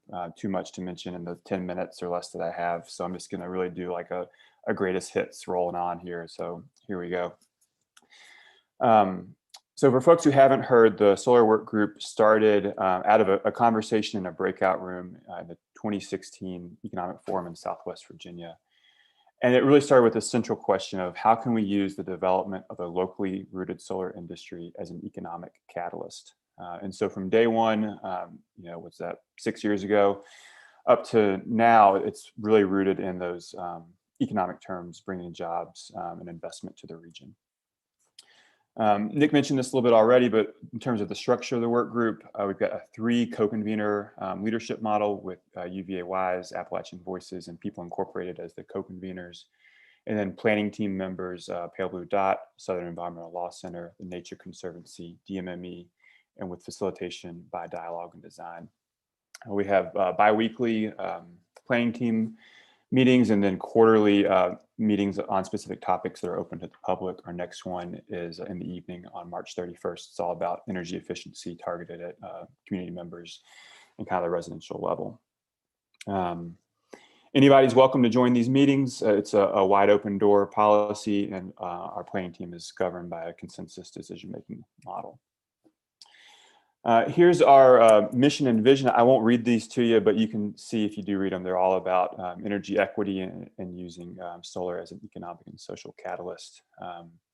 One important note here is, we are doing solar in the coal fields. And from day one, we've had this both and approach. It's not about solar versus coal. It's about using solar as a way to continue our region's proud legacy as an energy producing region. And so that's a message that we really believe in, and one that has really helped us bridge a lot of divides and move into some really fruitful conversations and work. We've got 4 goals. I'll summarize them. It's to put up a lot of solar that people can see. That's 1. 2 is to put local people to work and training in doing that solar installation. 3 is to do education outreach at the community level up to elected leaders and beyond.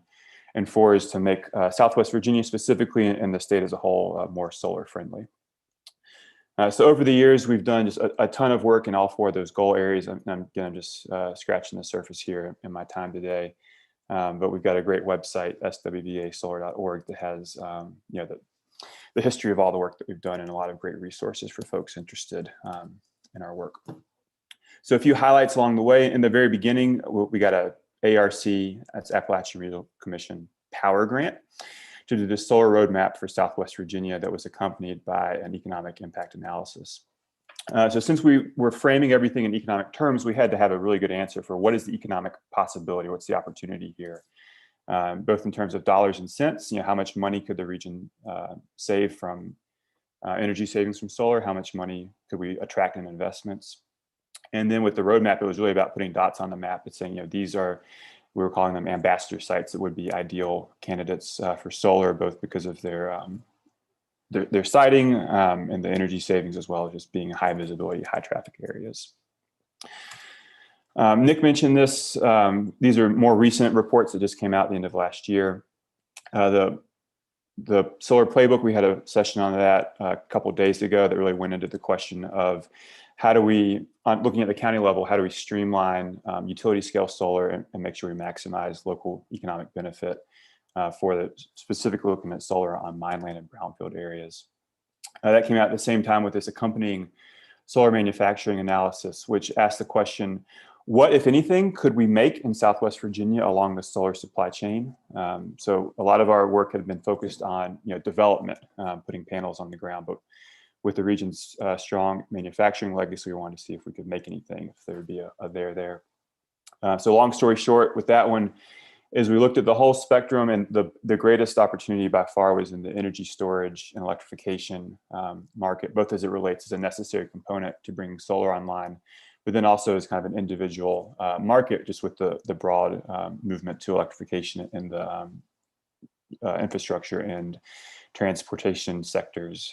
So we actually just found out that we got a Go Virginia grant to implement that, and we'll be working with 4 manufacturers in Southwest Virginia. They have been primarily serving the coal industry that are working to shift to expand their markets, and we'll be providing technical assistance to them to help get them into that energy storage market.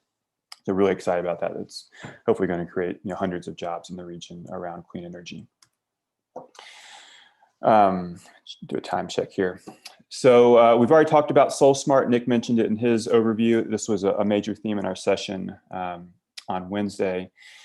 But the idea here is to streamline solar installation at all scales at the county level, where about 60% of the cost of installations on average are in soft costs, and a lot of that comes from red tape and just sluggish bureaucracy at the county level. So SolSmart is a Department of Energy program designed to eliminate as much of that bureaucratic red tape and hurdles as possible, and really pave the way on the county level. So we're really proud to have this cohort of 8 localities from Southwest Virginia go through the SolSmart program together, and we're continuing that with SolSmart 2.0, as we're calling it, via the playbook. So a lot to talk about on the installation scale, putting panels up on the roofs and in the ground. At a residential scale, we've done multiple solarized programs. That's where a lot of homeowners get together and go solar together to bring down the price and make it easier. It's been a challenging go doing that because of doing solar in Southwest Virginia, where there's not as much population. There's more low and moderate income families. So we're kind of having to reinvent that model that's worked all over the place in the United States, but make it work in Central Appalachia. Nick mentioned on the commercial scale, the really exciting partnership with Secure Futures, securing solar, and we're working together to implement 10 megawatts of solar at a commercial and institutional scale. I think Chelsea and others from Secure Futures, Chelsea from Appalachian Voices and others from Secure Futures gave a presentation on that yesterday. And then at the utility scale, not as direct a role for the work group, but we're working with partners, DMME and the Nature Conservancy, to support utility scale on mine land. And finally, about to tee up Will here, but it's not really that photogenic, but we've been doing a lot of work at the General Assembly because the solar policies in Southwest Virginia were more prohibitive than they are in the rest of the state. And that was a key barrier for why we didn't see the same penetration in the market, in my backyard as we did it in folks regions, in communities in Eastern and Northern Virginia. So Nick mentioned this, we had some big wins with power purchase agreements and expansion net metering. And then getting the Brightfields Act passed this session was another major win that all came out of the solar work group.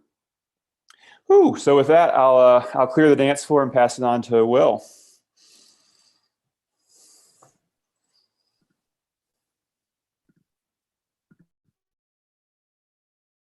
All right, thanks, Adam. Appreciate it, and thank you, Nick, for putting together this panel. Just as a matter of background, our team, Coalfield Strategies, and the Global Economic Development Practice at Hunt Andrews Kurth launched in September 2019 in Best Southwest Virginia, which is a public-private business attraction and marketing campaign in the Go Virginia Region 1 territory that's backed by the Tobacco Commission, the Lenawisco Planning District, and supported by private industry. And so Point Broadband stepped up, Appalachian Power stepped up, Dominion Energy stepped up. The legislators are our co-chairs, Delegate Kilgore, Senator Pillion, Delegate O'Quinn, and the late Senator Chafin. They wanted to pilot whether a private firm could provide a jolt to the system, and in our team's case, use political heft on both sides of the aisle to generate leads and establish new strategic partnerships. And I have to hand it to the legislators. They delivered on their word to take a hands-on approach, serving as validators and deal closers. And so our message is really, if Southwest Virginia, really needs to change the way it pursues new business investment if it expects different outcomes. So we had to begin with building support for a vision that leverages the region's strategic advantages, the ones we all know, the quality of life and dedicated workforce and affordable real estate and available grant dollars. But for energy, I'll add one more, and that's the assets that enable the coal industry to thrive. Land, power, water, and the key for our team, using these advantages to sell executives perhaps unfamiliar with our region on opportunities to expand. And so with that in mind, we laid out a roadmap for economic sustainability, a vision that builds on the region's strengths. And we've touched on a number of them. For today, energy matters, and so this is about energy innovation. And so for us, the name of the game is to use partnerships with both sides wanting to move the ball forward and work aggressively. That's what we're doing with renewable energy, thanks to DMME. I do want to just finish a minute on DMME. We have shared goals, and if we didn't work together, maybe we'd get the same end result that we have, but probably at a slower pace and likely not to our equal, high standards. And so together we can tackle some really exciting projects. And I'm going to touch on those, but the value of a public-private partnership, I mean, that's what this is about, and that's, DMME gets it. And they know how to leverage their expertise to get results. They are the region's land experts. They are heavily involved in the community and our schools.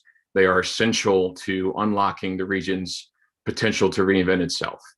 Now, we've laid out a path forward for Southwest Virginia to do just that with our campaign and our work leading the project development efforts of the Southwest Virginia Energy R&D Authority. So, we like to say the time to study that is over, because we're doing it. We're doing it now. We're doing it with DMME.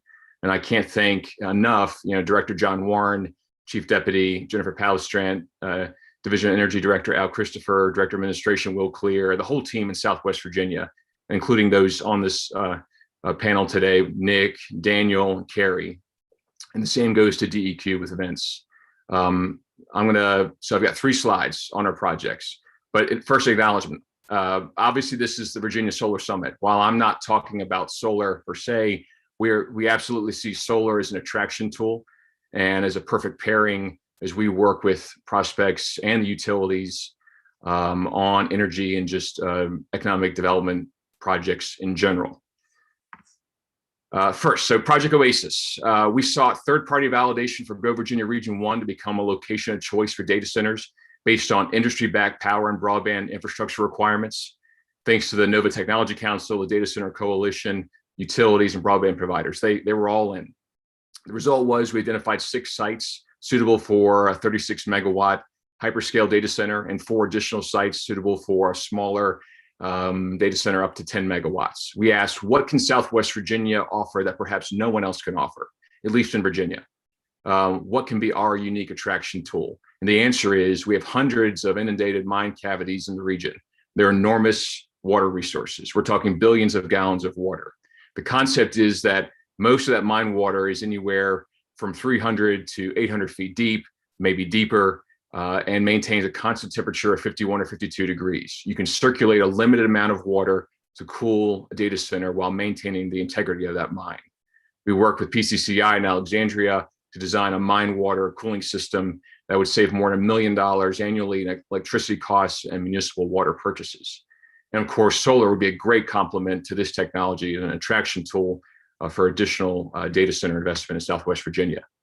On energy storage, we were excited back in October to team up with Appalachian Power and Dominion Energy to advance energy storage technology, right here in our region. We announced an effort to leverage our combined resources and help achieve our shared goals, including electric reliability. As you know, both utilities are focused on how energy storage can maximize the impact of solar energy generation. Appalachian Power is committed to providing customers with at least 600 megawatts of solar generation by 2030, and while Dominion Energy expects to provide, I think, about 16,000 megawatts of solar in the state over the next 15 years. And so for this partnership, we're working with DMME and the Southwest Virginia Energy R&D Authority. The goal is to lead by implementing projects. So the R&D, the manufacturing, and the deployment of the technology, they're all tied together. We've kicked off a couple projects already. One I can mention more publicly, and that's taking a bit of a disruptive approach to pump storage hydro.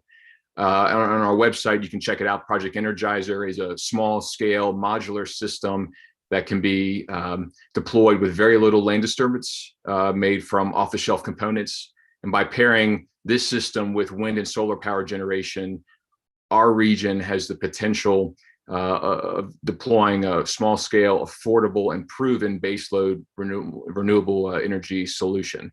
And that's something that can be paired with, of course, some of the prospects that we're trying to pursue today, including a data center.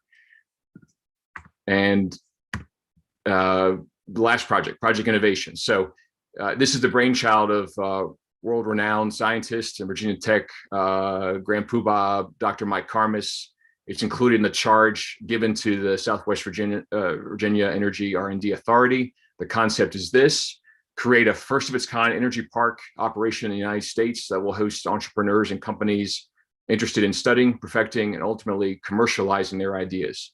Simply put, the park will provide land, labs, and scientific assistance to innovators in the industry. It will also be a facility that allows middle and high school students to see STEM-related energy projects in action. And unlike a traditional energy lab, in this case, using Southwest Virginia's assets, its geography, its topography, the land is the lab. We're narrowing down locations now, finalizing the organizational plan. But as we talk about Oasis, we talk about Energizer, these are projects that can be further developed on this park property for the world to see. In the case of Energizer, you need hundreds of feet between the top and bottom for this pump storage project, and you can't do that anywhere else in Virginia except right here. So bottom line, with all these projects, we're trying to redefine Southwest Virginia as the energy innovation capital of the East Coast, and we appreciate all the partners who are all in on this. Thank you.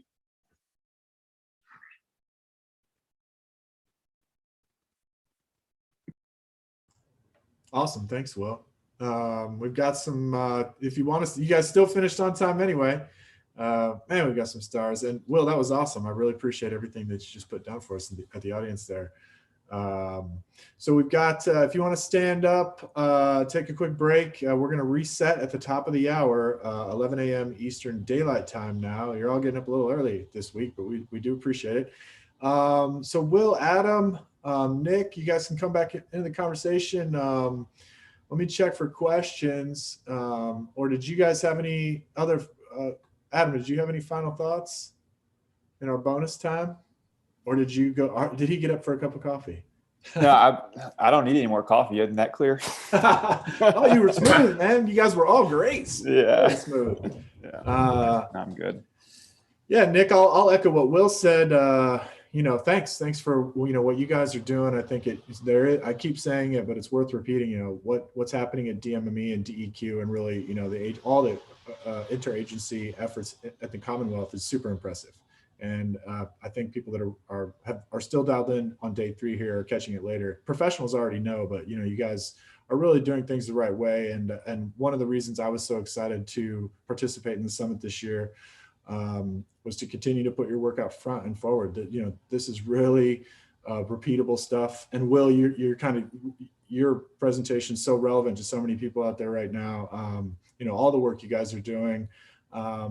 To follow in Jonathan Sweet's footsteps, as you guys saw, they're going to have to listen to you guys, and we're all going to walk down this path together.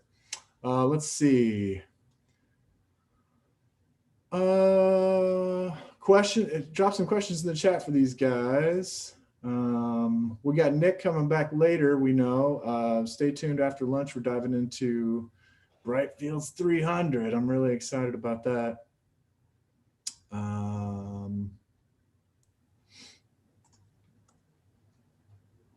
Dan, there's a question here from YouTube. I don't know if you're seeing it in the chat. I was trying to get there. No, okay, I can just read it. It says, is the 600 megawatt goal by 2030 limited to Virginia sites or within the Appalachian power grid?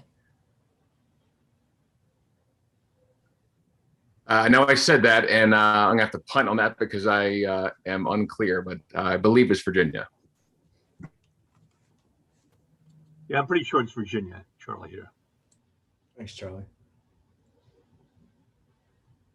Awesome. Well, thanks, guys. Really appreciate it. Great stuff. All their presentations will be shared. I think this is a session people are going to rewatch. It was a really great hour. I love the way that you guys complimented Jonathan's presentation so well. It's a renaissance, and thanks for making it real. Keep going. I wish I could clone each of you guys, and who knows, maybe there'll be a summit on that maybe in the next decade. But I digress, my friends. Keep up the good work. The future's as bright as these gentlemen will help build it. So thank you very much. We appreciate your contributions. Okay, so setting, I got just a little bonus time, top of the hour. Don't forget to complete your profile. If you want to get your information out there, we will put it in the official attendee list and share that with the people who want to track you down and find it. So make that happen. There's still time to log questions in the question queue as well if you want to tee something up for later in the day, or you can just drop it in the chat.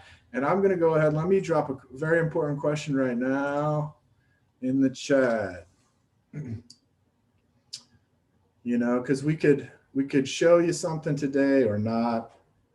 You know, we've got some creative people around here. I want to thank again everybody behind the house, you know, at DMME, DEQ, Appalachian Voices, the Northern and West Virginia Brownfield Assistance Center, and a lot of other folks actually, you know, just contributing to this kind of group effort. And I'm super grateful personally as a carbon-based life form. And by the way, future generations watching this on YouTube are also grateful. So it's all going to look better looking backwards, my friends. So with that, here we are, top of the hour. Let's reset. Welcome to the 2021 Virginia Solar Summit. Here we are in the middle of our day 3 AM program where we just keep building. If you're still watching or you're still tuned in, you're ready for this because you got smarter in day 1 and day 2.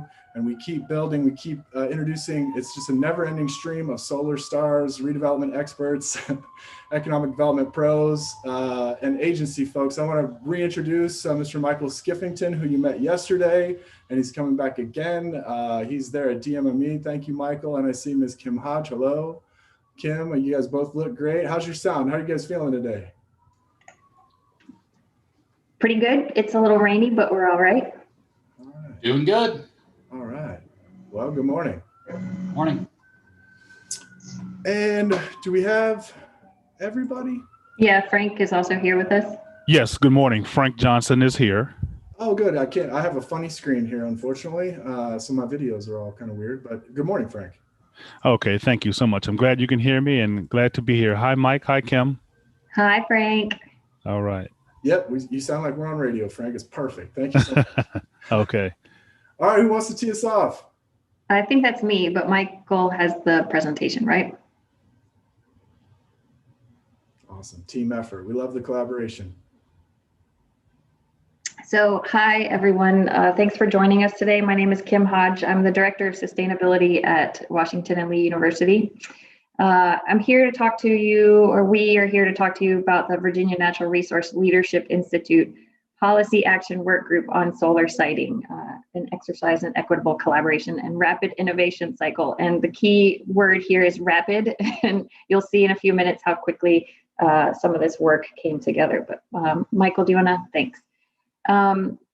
The Institute for Engagement and Negotiation is housed in the University of Virginia.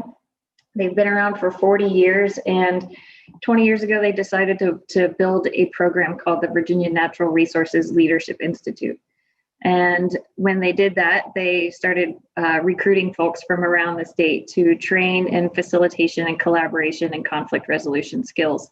So Michael, Frank, and I are alumni of that organization or that institute. And for the 40-year anniversary and 20-year anniversary of each program, we were asked to, or IEN was asked by the Department of Forestry to look at solar siting in a new equitable collaboration framework. And we presented our work to the Governor Summit on Equitable Collaboration a few weeks ago. So this is just a culmination of all of that work that we put together. The people that were involved, here are work group participants. You can think of this as sort of like a think tank. We had representatives from nonprofits, consultants, academics, state and local government. And there's another slide here with the other folks. And you can tell that they were all across the Commonwealth, which was really important. IEN did a fantastic job of making sure that multiple areas of the state were represented in our discussions. And they brought us together to create a path for solar that minimizes impacts on land use and natural resources. And you can see the questions that we were given. In addition to looking at solar siting and balancing that with working lands and forest lands and ag lands and natural resources, we also were looking at environmental justice issues and impacts to communities, especially communities that were consistently harmed by other development projects. And through that, we use this framework of equitable collaboration. I'm not going to read all of these pieces to you, you can read them, but this is a particular type of public deliberation that attempts to address where power, historical trauma, and ongoing disparities are occurring. So thinking through lines of identity, racial, ethnic, religions, class, gender, and then bringing voices from all of these identities all across the Commonwealth together to look at what is the history, what are histories that people have experienced, how can we hear the truths of those folks, how can we incorporate their truths into recommendations for further steps. Out of this, we also heard urban and rural identities that were very prominent in our discussion. And this approach can be used to guide community-based decision-making. And so this was something that was a new tool that the governor was encouraging us to look at and use for solar siting. So the first thing that IEN did was give us a equitable collaboration worksheet. This is just one little tiny chunk of like a, I don't know, 10-page document that they had with all these questions that we were supposed to fill out. And this is a stakeholder table that we use to build. So the various perspectives that we looked at were agriculture, air quality, aviation, biodiversity, clean energy, climate change, cultural, historic, employment, economy, forestry, property rights, recreation, scenic value, viewshed, water quality, and wildlife habitat. And those are in alphabetical order, not in any particular order. But what we did was for each category of interest, you can see, we said, well, who are the possible groups representing those interests? And then what's at stake is, and you'll see like a positive and a negative sign. So we did that for all of those interests and built that out and then put together a list of recommendations that I think Michael will go over, but after Frank talks to you about environmental justice. I think it's time for Frank to come on. Oh no, sorry, I missed a slide. This is how fast we did this. We had 5 meetings from December to February. We split our whole large 12-person team into 3 subgroups for environmental justice, natural resources, and landowner. We had special guests come in and talk to us from you can see them all listed there, but from state government, from local government, industry, developers. Carrie, who is like the rock star on the Solar Summit these past 3 days, she came and spoke to us. Thank you, Carrie, on our 4th meeting to talk about DMME's work. And then we had additional folks join us for our subgroup meetings. So we really tried to listen to a lot of other voices outside of just our 12 people to take their work and their stories put into our recommendations.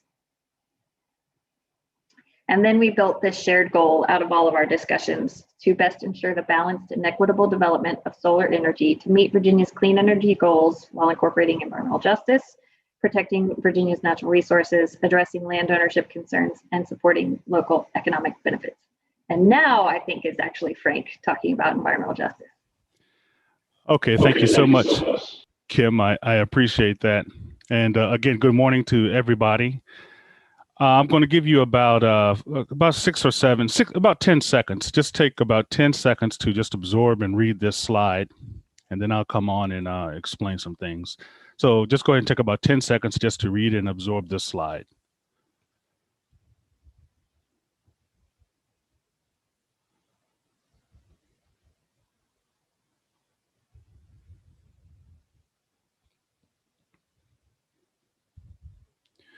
Okay, the first thing I want to say is that when we served on this committee, this policy work group, we had diversity and inclusion. So we modeled what environmental justice is all about. And even if environmental justice as a concept did not exist, we still had that good demonstrated inclusion of our communities. So the logic behind the policy work group was inherently inclusive of different people, different backgrounds. So when you look at this slide here, you'll see some of the key concerns that oftentimes that get people in trouble, perhaps unknowingly or intentionally sometimes. But when you see those concerns there, it's all about communication. And then if you look at that second bullet about the historic harm or trauma, although we might live or be born in a time where things seem a lot better, there's a long history there, at least here in America and globally, but we're talking about America right now, or Virginia specifically. And if you start at 1607 and come up to roughly 1964, or the Martin Luther King Jr. Efforts with civil rights, there's been a lot of issues and intentional efforts there to, quite honestly, set some communities back or disable and exclude a lot of different communities. So when you go into a community that might have been historically set aside or overlooked, when you look at the diagram, the blue pentagons there, or hexagons, when you look at them, those are just some categories that you might be intentional to look to use environmental justice in, or to be sure you have included the communities along the way. When you look at the zoning and land use, for example. So much of the success of environmental justice depends on a local jurisdiction's effort and involvement at that local level. If the local level really engages the environmental justice communities or environmental justice concepts, then it does make it a lot easier for would-be solar investors. And the other point that I will make is, I am African American, but I want to be clear. You don't necessarily have to be part of an excluded, or what you think is an excluded community, to empower them. So the whole goal is to just communicate and be wise as to how you enter that culture or that community. So I want to be very clear about that. Of course, it's good to have diversity and inclusion on your staff, or through consultants, or however or on the project managers or what have you. And it's good to have that, absolutely. But I do want to be clear that you don't necessarily have to be a part or be of that culture to empower and help that culture. But using the equitable collaboration framework can really help make you successful as you navigate the cultural issues that might exist. So other than that, I'll pass it on to recommendations for Mr. Skiffington. All right, thanks very much, Ken and Frank. And good morning, everybody. I'm Michael Skiffington, Policy Director for DMME. And it was a pleasure, albeit a challenging one, to put together some of these recommendations in the short time frame that we had. So the first one, and first for a reason, is a comprehensive toolbox for localities, although not necessarily exclusively for localities, but they're one of the prime audiences that we're looking at here. In the panel discussions that we had, that was one thing that came clear, both from the solar side, the developer side, and the locality side, is that certain localities just are getting overwhelmed and need some help with processing all the solar applications and ideas that are out there. So part of the toolbox that we thought would be helpful would be a comprehensive mapping tool along the lines of what you heard Judy Dunscombe talk about a couple of days ago. And she was nice enough to share her model with us on the policy group as well. And this is not an exclusive list of the kind of layers that might be useful, but just hitting the high notes here with respect to transmission infrastructure, brownfields, abandoned mine lands, marginalized ag and forest lands, and also mapping layers for EJ communities, to go back to what Frank was talking about, so that we know where these communities are and hopefully can reach out to them as early on in the process as is feasible. Next slide, please, Michael. Okay, thank you. Also, a list of best management practices for localities to have in the toolbox. for the latest and greatest information on some of these issues that we've been talking about the past few days: decommissioning, soil health, habitat protection, and agrivoltaics and pollinators. And templates, also important for local governments, especially those who are just sticking their toe in the water of solar, for a horrible mixed metaphor.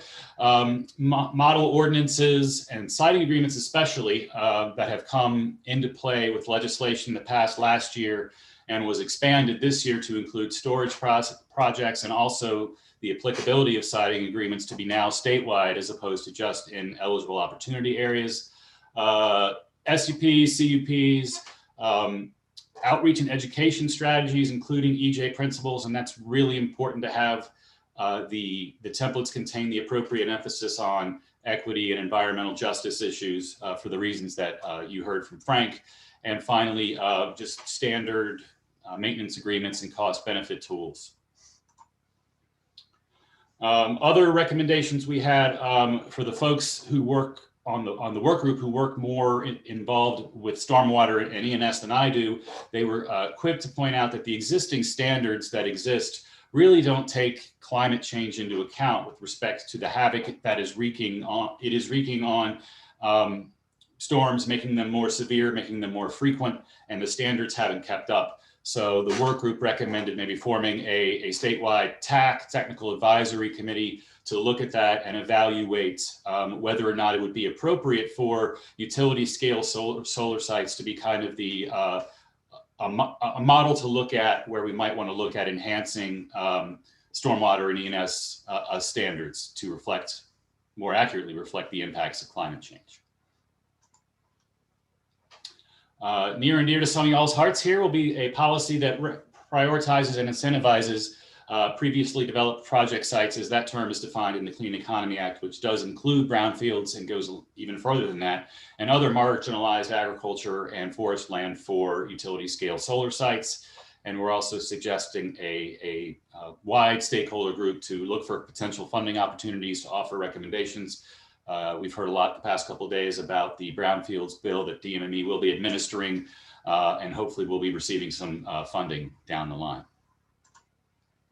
And lastly, I'll turn it back over to Frank, as he was the co-chair of our environmental justice subgroup of the work group, and he can walk you through our recommendations with respect to environmental justice. Okay, thank you, Michael. So again, you'll see some of the specific recommendations that can be or that should be done here. The big thing is the EJ communities, bullet number 1, about being mapped in collaboration with localities. So when you, of course, if you are included in mapping, the GIS maps or the comprehensive plans or what have you, when you include those communities on the map, then it can help make you aware of who you need to engage, where they are. And then, of course, the second bullet, again, those comprehensive plans. Now, the thing about comprehensive plans, it offers the local jurisdiction leverage, if you will, to direct its funding and or its budgets and or planning, what to do essentially with the tax dollars. So if you get the E&J principles included in the zoning and or comprehensive plans, now you're able to work with a certain kind of leverage, and people won't just necessarily be able to dismiss it and say, well, it's not in the comprehensive plan, therefore it's not a priority, so to speak. The EJ histories recorded. Let me give a clear example here. When we know about segregation, and we know about the intentional effort along housing, redlining, where certain communities or certain African Americans or other minorities could not live in a certain part of town or what have you.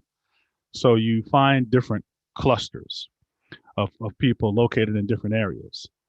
Then, of course, when it comes to having our energy systems, perhaps that might have toxic byproducts, either from contaminated water or from smoke or something like that, it would tend to be located in those communities, and they would unfairly receive the cost end of those things, the poor health effects of that, for example. So just be mindful again about that trauma that comes in there from the past history. And that trauma concept is also addressed in the equitable collaboration framework. And then skipping down, if you just look at the collaborate with the Council on Environmental Justice, DEQ, Department of Environmental Quality's Director of Environmental Justice. I don't know if they've hired one yet, and or the Interagency Working Group on Environmental Justice. So Virginia has 3 to 4 entities that are focusing on this, where we can find information. And as you skip down, you see the legal, financial, and the development assistance for E&J communities. I'll say this as well. Solar, as we know it today, can be used as a way to empower a community. So it's not all doom and gloom. It can be about approaching a landowner and say, hey, have you thought about this? And here's what this is about. Or there's a solar development coming near your property, and here are some potential issues with it. So it's not necessarily all doom and gloom, but it can be a true moment to empower people. So other than that, these are the recommendations for E&J. All right, thanks very much, Frank. And that concludes the recommendations of the work group, and happy to turn it over to Dan and answer any questions that might be out there. Awesome, thank you. Yeah, awesome stuff, super important conversation.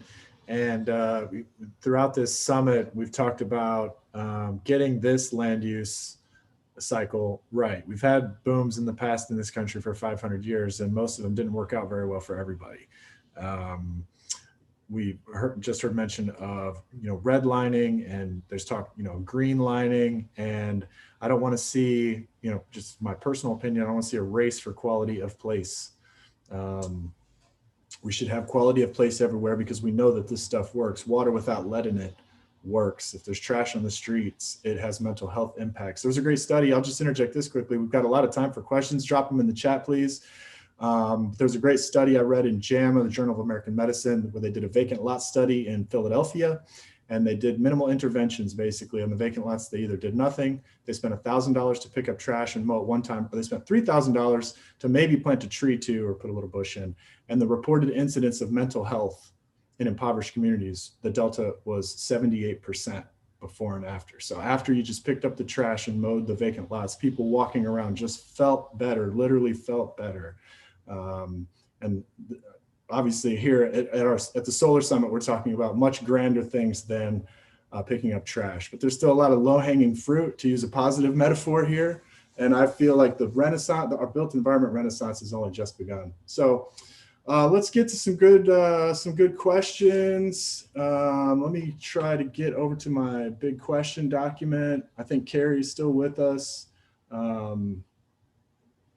So here's a good question. Can you say more about how EJ communities can work together across the state and beyond to advocate, for themselves, but also creating agendas and, ways for allies to engage? There's a lot of programs out there. We've had some folks from Brownfields. EPA has a specific EJ effort with some resources, but what are your go-to resources and strategies to help people get noticed and start to make momentum move forward? Anyone? Kim, do you want to jump in? I don't know if that's me or Frank should answer this one. Frank, do you have? Sure, I thought you. Sorry, reaching for your button. Go ahead, Frank. No, I need to think on that a little bit. Go ahead, Kim or Mike. But this is a good question. Yeah, sure. Go right ahead. I think just from what little I know and I'm educating myself about is that there is much more work being done at the state level to instead of just waiting for communities to come to decision makers, there's much more effort being done to acknowledge that we can do better to reach out. And I think that's going to take some of it is, what kind of power do you have and how do you reach out to the communities that will be impacted so that you can, instead of just saying like, I put a notice in the paper somewhere and check the box, right? Where you don't want to just check the box with any of this work. How can we engage these communities and bring their voices in and truly understand what they're dealing with now, but also what they've dealt with historically? And I think we're having a kind of to use a Dan term, a renaissance in knowledge of impacts to communities. And then I also think there's this really fantastic and interesting and powerful, this is going to sound sort of cliche, but social media is really putting things out there and dropping a lot of knowledge in our laps for good and for bad. And so there's a lot of power in communities coming together and creating voices through that, and then getting their voices in decision makers' faces. Yeah, the information age, super transparency. So yeah, we got some feedback with your audio. We've got a private company now with a small fleet of satellites in space taking a picture of the Earth every day for the first time in history. So now, you know, when it's the old cliche, if you can't measure it, you can't manage it. Well, now we can really measure the Earth in a way that was never before possible. And just picking up on the question, I dropped in the chat. I've mentioned it before, but you know, EPA has this. EJ, environmental justice is a whole world, and we have an army of professionals who've been doing this work and engaged in this work. And I was formerly the CEO of brownfieldlistings.com, which I know many of you know. We offered free services to communities. We're very closely with EPA, but they've got a great tool I dropped in the chat. It's like an environmental justice mapper. It's called EJ Screen, and it's a free one of their many free resources. It's a great place to start. There's also cleanups in my community where you can get to some of the mapping tools that are available out there and start toggling through these very, very important layers in the process. So sorry to jump in with that. I want to open it up. Michael or Frank, if you want to jump in, please feel free. Yes, sure. Thank you. Yeah, as to that question, as to what environmental justice communities can do to collaborate and advocate and empower themselves. One thing to do is to find active or would-be persons who are involved with conservation and environmentalism, and who can see that big picture and reach out to the elders if it's a Native American community, or reach out to civic leaders or civil rights leaders or other respected leaders in those communities. If it's in Southwest Virginia, a lot of the younger generations there are speaking up for the poverty that's there. So it can be a corral point, perhaps, for the incoming director of environmental justice at DEQ. So that's one way there that they can corral and educate the different communities about the issues of environmentalism to help them advocate for themselves. And of course, again, at the lower level, presentations that are given at the conferences that are held for the municipal and town conferences, and I believe like the counties in Virginia have a conference each year. I can't recall the name of that conference, but when all the board of supervisors and county administrators get together and have a conference in Virginia, sometimes allowing or having presentations there about talking about E&J to encourage them to reach out to these communities and to empower people from those communities and to make them aware and to build the capacity to teach how to advocate and those issues like that. So those are a couple of ways there. Mike, you were going to say something? You said it better than I could, Frank.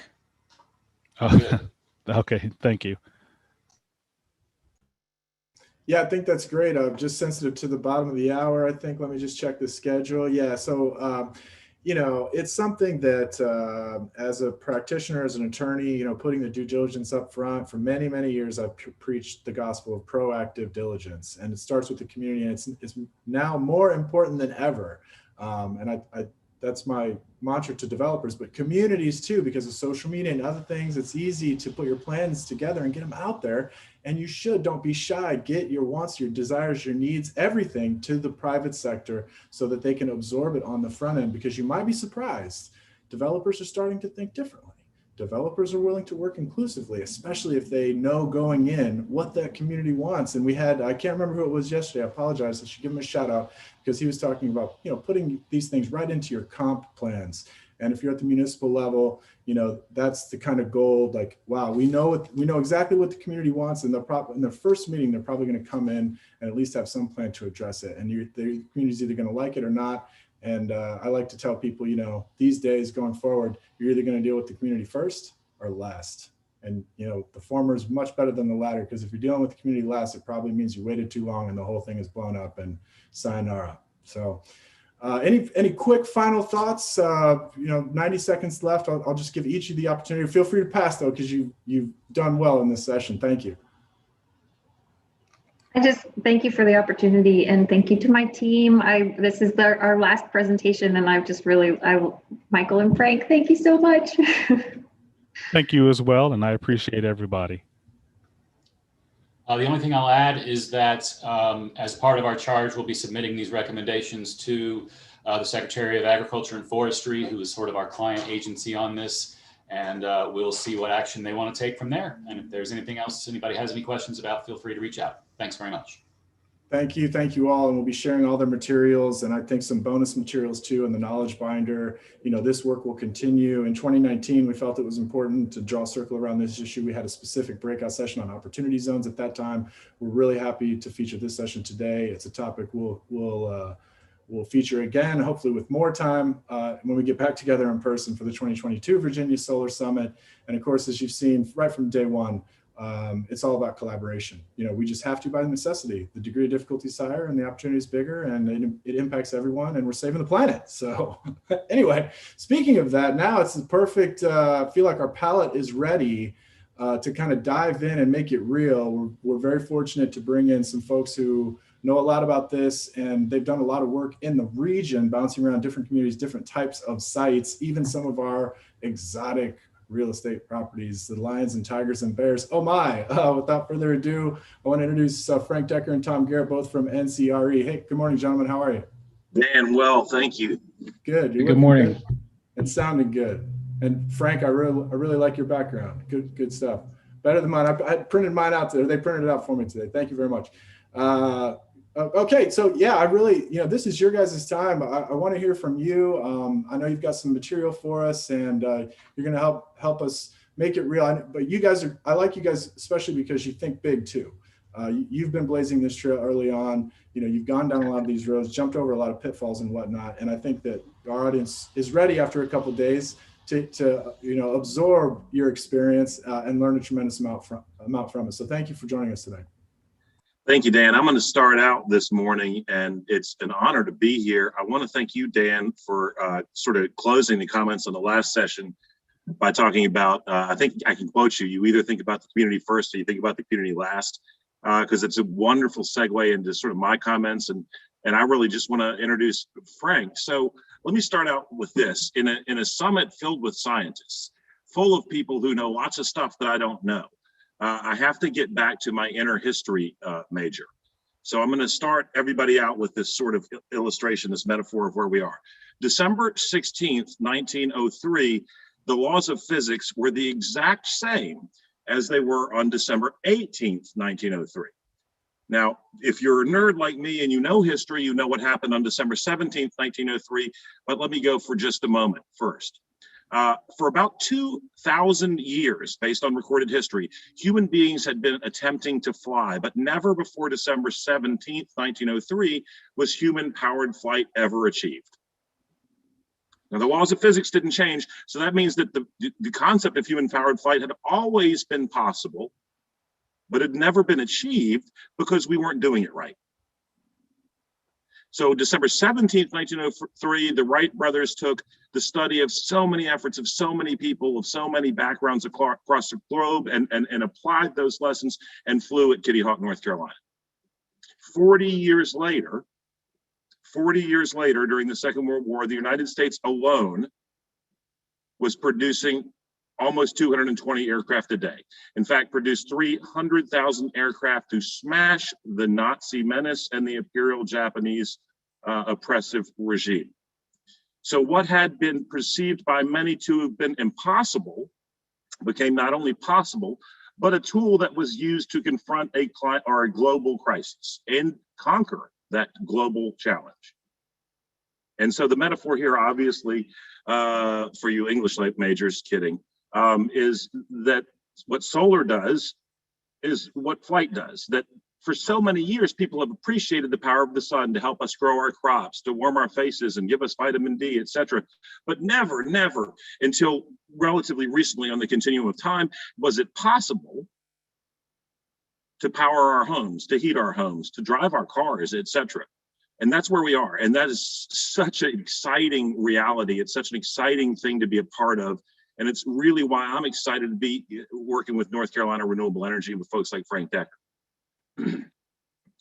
So everybody here, everybody on this summit is at some level part of that ramping up to produce those 300,000 metaphorical airplanes to smash the Nazi menace and the Imperial Japanese oppressive regime and overcome what had previously been thought to be an impossible challenge, right? If you know a little bit of my history, I've served in the state Senate, I've served in the United States House of Representatives. I was on the right side of the aisle, and I hear a lot from people on the right side of the aisle, yeah, well, we like renewables, but we're not there, we can't. Yes, we can. Now we can. With increases in our abilities with battery storage, et cetera, we're bridging those gaps that might have existed as it relates to what do you do when the wind's not blowing, when the sun's not shining. And North Carolina Renewable Energy, I think, is at the cutting edge, at least on the ground of that. Right? When you have someone like T. Boone Pickens, who made more money than any human being has a right to ever have, who devotes the remainder of his resources in life to battery storage challenges, it's not because he's dumb, it's because that's the future. And that's what we're doing here today. And that's what we're doing at NCRE. So who is NCRE? Who is North Carolina Renewable Energy? We're a diverse, small, but not too small. And let me give you some perspective if you understand solar. We've got north of 4 gigawatts in production at some phase, right? There's 88 total gigawatts of solar generated energy in the entire U.S. right now. We're not doing business in California and Arizona where all those where all that is sort of centered. And so we're a pretty big, small company, but we're sort of rethinking project development. We start when we plan these things with that community, that local focus. That's why, Dan, I was so grateful for you talking about think about the community first or think about the community last. If you're sitting and this is on in the background and you're in Galax and you're in Wythe County, you're in rural Virginia, we're going to look, and this is some of the complaints that I've heard from people in local government. We like the VCEA, or we can work with the VCEA, but we feel like local government's sort of taking a back seat or what have you. Solar developers swoop in here like the California gold rush, looking to make money without regard to impacts on communities. So we've sort of put that at the front of the train. We want to interact with local government. To that end, let me do this. If you have a pen, tom@ncre.solar, tom@ncre.solar, and I'll do that again before I hand the ball over to Frank. Or you can text at 804-869-4444. That's a cell number for me. So I'll put my money where my mouth is. So we start at focusing on what we can do to make this attractive to the communities and the people within the communities. We want to be a good corporate citizen.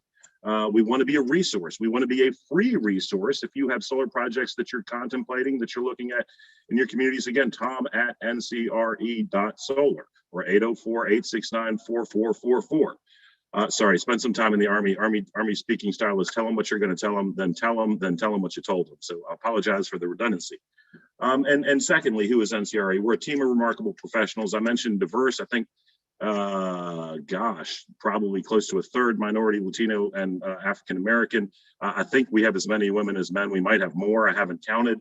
And these people are good at what they do, and they give a darn, and we love a challenge. At NCRE, as Dan pointed out in the intro, we're trying to turn these brownfields into bright fields.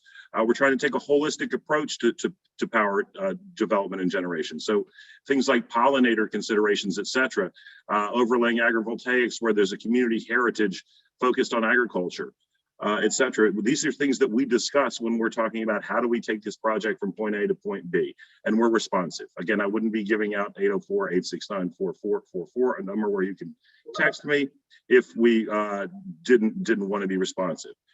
So that's who we are. I like to talk about sort of a Star Trek idea, boldly going where other people haven't gone before. But more so than anything, who is NCRE? NCRE is Frank Decker. And with that, it is a great honor to introduce sort of the brains of this operation, somebody who's done this on multiple continents and multiple states, and my friend, Frank Decker.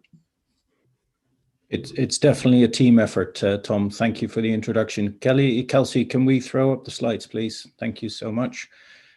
We can move straight into the second slide. We've got until 10 to 12, Dan? That's right. Right, okay, so we're going to go through this at some pace. When we spoke to Dan and Kelsey about our presentation here, they really asked us to show you some examples of projects that don't follow the traditional solar development mold. Of course, as a solar developer with now, since Tom was last updated, more than 5 gigawatts of projects under development, a lot of those are on the traditional kind of lands that you shoot for when you're a solar developer: agriculture, silviculture, because they're usually quite flat, they're reasonably open, or the trees are there for harvesting anyway. That's not what we're going to talk about, even though that is 90% of what we do. So we're going to talk about the other 10% in this presentation. We can go to the next slide, Kelsey. You've heard throughout this summit already that, you know, landfills is an area that people are developing solar onto, especially in other states where there have been financial incentives to do so, or the overall project economics of a solar farm make it feasible to do so. These are slightly more expensive installations, but usually the land is so welcoming to solar, and the community appreciates that there's very little else you can do with that land. So if you show the next slide, we can see some of the things that are involved there. These are projects in New England and in Kentucky. Everything is above ground. These are usually sites that can have no penetration into the ground because there's only a thin layer of dirt covering up whatever is underneath. But you can see that they get quite large, you know, 2-3 megawatts worth of solar projects. And that fits right into the Dominion sweet spot that Everil was talking about at the beginning of the summit. So this is something that we do, that we're interested in doing more because it fits with everybody's objectives here. And if you're thinking about that, if you're listening or reviewing this on the video link, and you're from a county or a city and you're thinking, we can do with some of that, you know, Tom has given his email and his telephone number out about 4 times already. I don't need to do that. We'll have it in the binder with information as well. Switch to the next slide, Kelsey.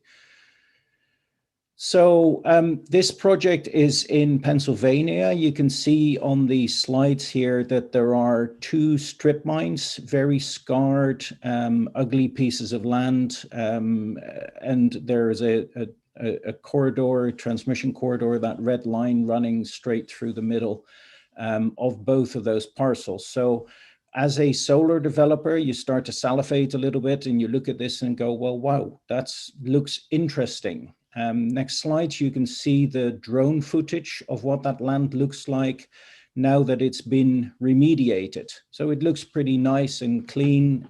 Sadly, if you look at the next slide, that this is the latest remediated parcel. The other one has been remediated a little bit longer. And you can see that nothing much grows on this land. So even after 6-7 years, this is about as good as it gets. And everybody, the community, the county, very receptive to us coming into this project. And on the next slide, you can see that those trees here, especially that parcel in the middle, or the 2 parcels in the middle, we do still think like a solar developer. Yes, we will, you know, use remediated mine lands where we can. If it makes sense to turn that into a larger project and take some trees out in the middle, then we will do that. That makes sense for us. It makes sense to make use of the parcels. This is a drawing in development. The top parcel has now also been used for solar, of course.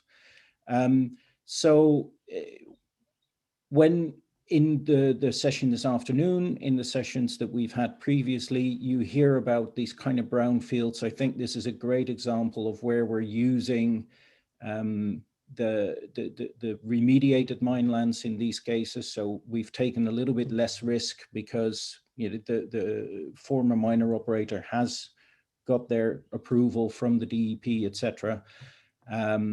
But it's possible to do a 100 megawatt solar project on these parcels, as you can see here. So we're moving on, Kelsey. Sometimes you can find a great site. In this case, we found a great site here on this agricultural land just to the right of this town. And we thought, fantastic, we can build a solar farm there. Everything's flat, the substation's in the middle of it, the landowner is willing. What's not to like?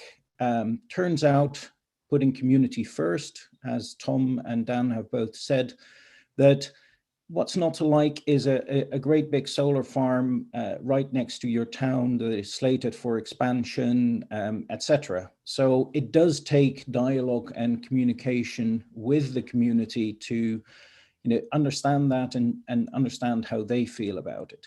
What was considered, and getting support from the DMME and the DOE, the NREL, a lot of people that you've heard about several times already throughout this summit, it's to say, well, what if we can't develop it as a solar project that just sits there and generates energy? What if we do something a little bit more creative? And we're turning this particular project into an agrivoltaic site. And to our knowledge, the first agrivoltaic site of any dedicated scale in Virginia. So if you show the next slide, Kelsey, and show a concept drawing of what that looks like. And what we're really trying to do here, together with education partners and farming partners, especially the Future Farmers for America, is to provide at the top of this site a controlled agriculture environment so that we have something to compare the agrivoltaics to. And then the second half of the site is a controlled solar environment. So it's just a normal solar farm. And then the bottom part of this site is the combined area where we would use agrivoltaics.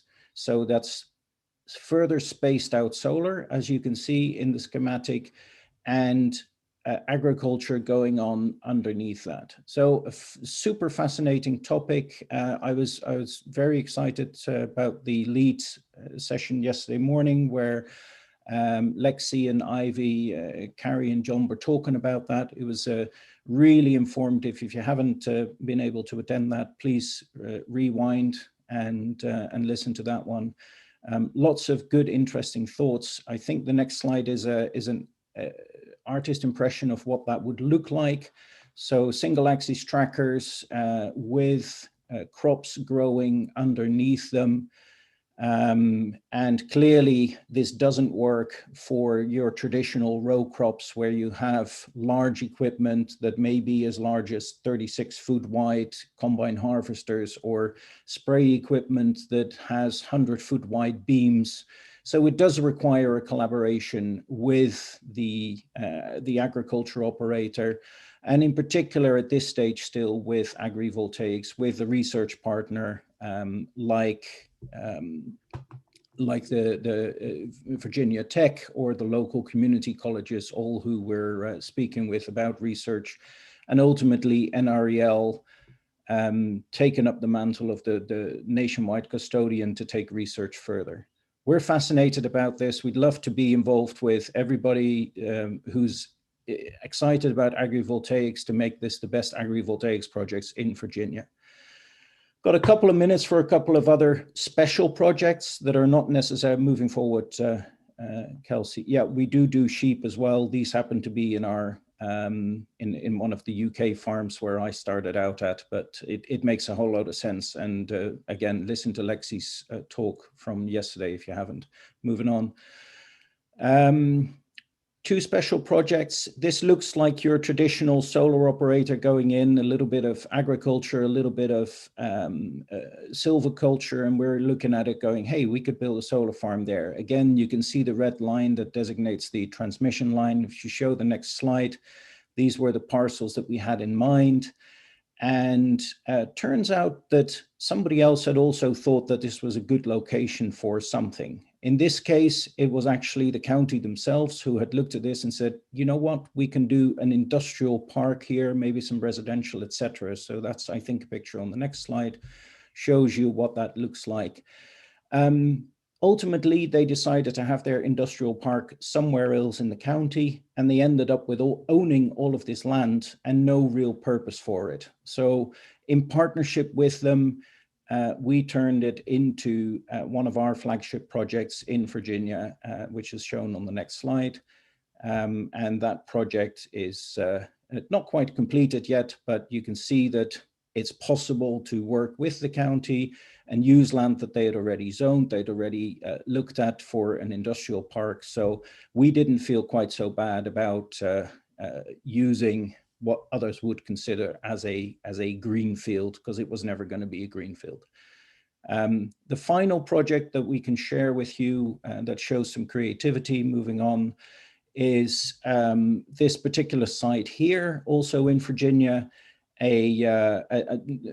People who know this is a golf course, of course, with the little bunkers and the fairways and the little trees between them. Sadly, the golf course had been disused for many years and kind of lay abandoned, began to be an eyesore. And together with the landowner who had bought this as an investment property and the community, which is quite close around, as you can see, although the terrain works in its favor. And again, the county, we have turned this into a solar farm that should be completed by the end of this year, which you can see in the next slide. So the blue area there is not a lake, it's an exclusion zone where, you know, we're staying away from the neighbors, but as you can see, the rest of it becomes pretty much a solar farm. So, and the abundance of repetition, I think the final slide shows our email addresses. There we go. So don't send an email to me, no, kidding. Tom, tom@ncre.solar. A minute over. Sorry, Dan. That's okay. Hoot on, Frank. We appreciate that. Yeah.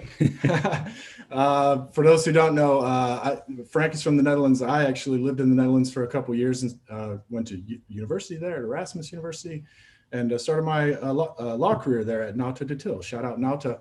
Rotterdam's changed a lot. And that's okay. Thank you, Tom, as well. You guys just dynamite stuff. We're going to be sharing all their information. The knowledge binder, of course, you already have their contact information. And, you know, they know their stuff. They've done a lot of solar. They've taken on some exotic sites. They engage the community and they think globally. And they've already been thinking differently. So thank you, Frank. Thank you, Tom. And we look forward to your sheep projects. You're making it real. There it is. Picture's worth a million words. So thank you so much. It's beautiful. Future is bright. Yeah. Now let me get, without further ado, let me get to a very exciting presentation, market making. Let me just make sure that all of our logistics are square. I see Miss Noelle Coates joining us. Good morning. Good morning. And your sound, it sounds good too. Great. Yeah, thanks. We're so glad you could help anchor our AM program here at the Virginia Solar Summit this year. Well, thank you very much for having me. And I don't think it's going to be that exciting, but I will do my best. Maybe for our audience of nerds, we love the nuts and bolts here. So yeah, you have a very receptive audience. Feel free to nerd it up as much as you feel. Great. All right. Well, hello, everyone. My name is Noelle Coates. I am an attorney with American Electric Power Company. I do most of my work in Virginia out of our Richmond office on behalf of Appalachian Power Company. We serve about 500,000 customers in Virginia. You know, AEP overall serves in 11 states. We do have an unregulated arm too. For those, I'm sure most of you know, but AEP is a very heavily coal company. It has been in the past. 2005, our generation fleet was 70% coal. We had 4% renewables. And I think most of that was, what's right behind me is a mural of Smith Mountain Lake up in Roanoke, outside of Roanoke, which is a huge, massive pump storage facility, which is a very, very cool place to go if you've ever been. Today in 2021, we're at 44% coal and 18% renewables. We have, I think, 4,200 megawatts of wind and solar and 800 megawatts of hydro and pump storage.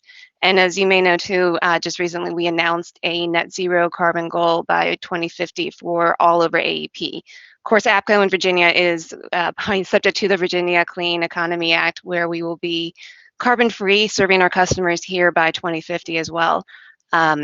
We are the phase 1 utility in all the legislation that you read. I'm going to make t-shirts sometime saying what we're phase 1 and Dominion's phase 2.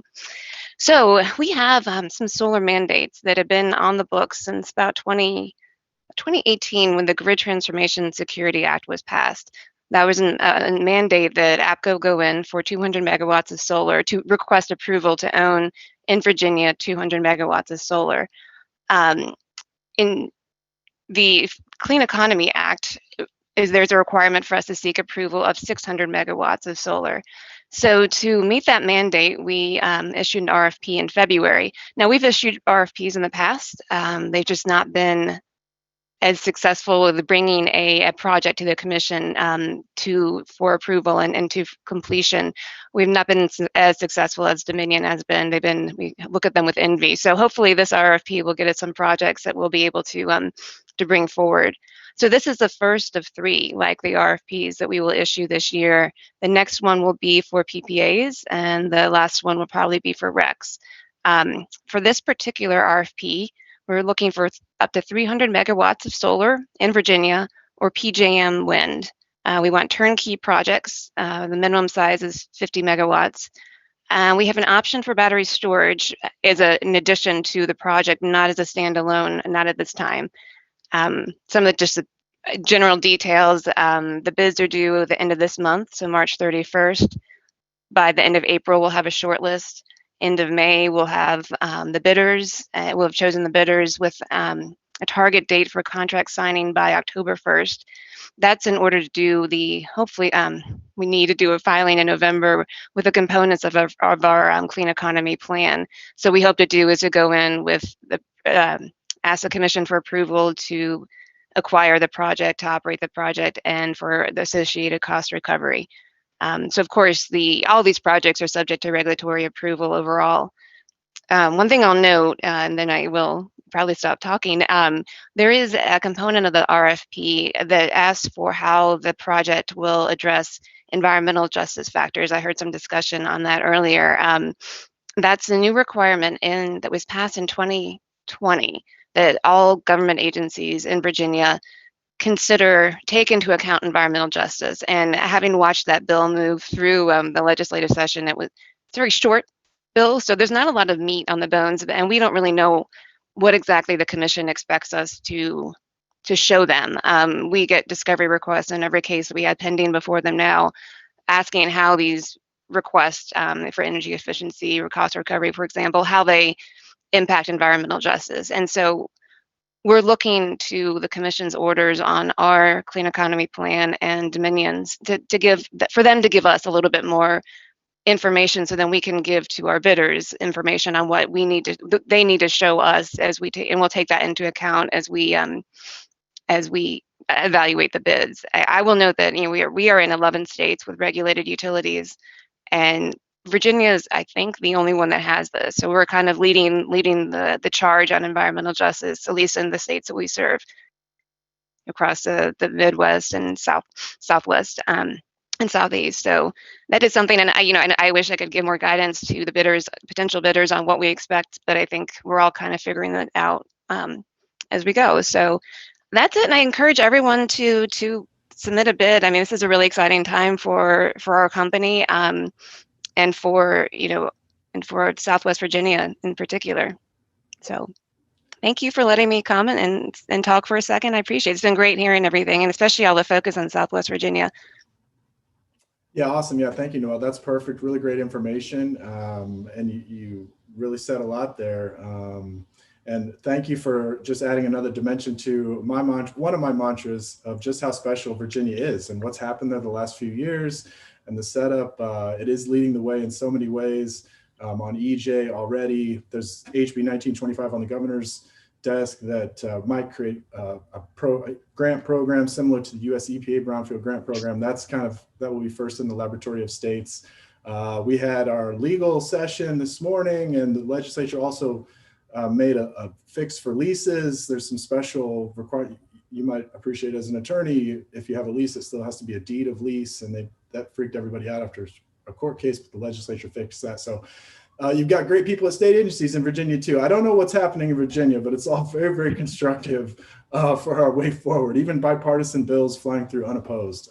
So super, super impressive. And yeah, the EJ thing, it's all just begun, right? Such as a renaissance. And I think where we're really looking to guidance there, we're not starting from scratch. It's something that I've cared a lot about growing up poor and rural, and in communities with legacy, issues.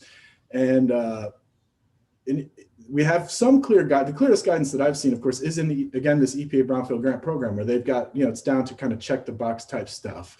And I know that you guys are kind of waiting for that. Others are working for that, and it's a focus. So we look forward to seeing how you guys kind of track those issues and make it real.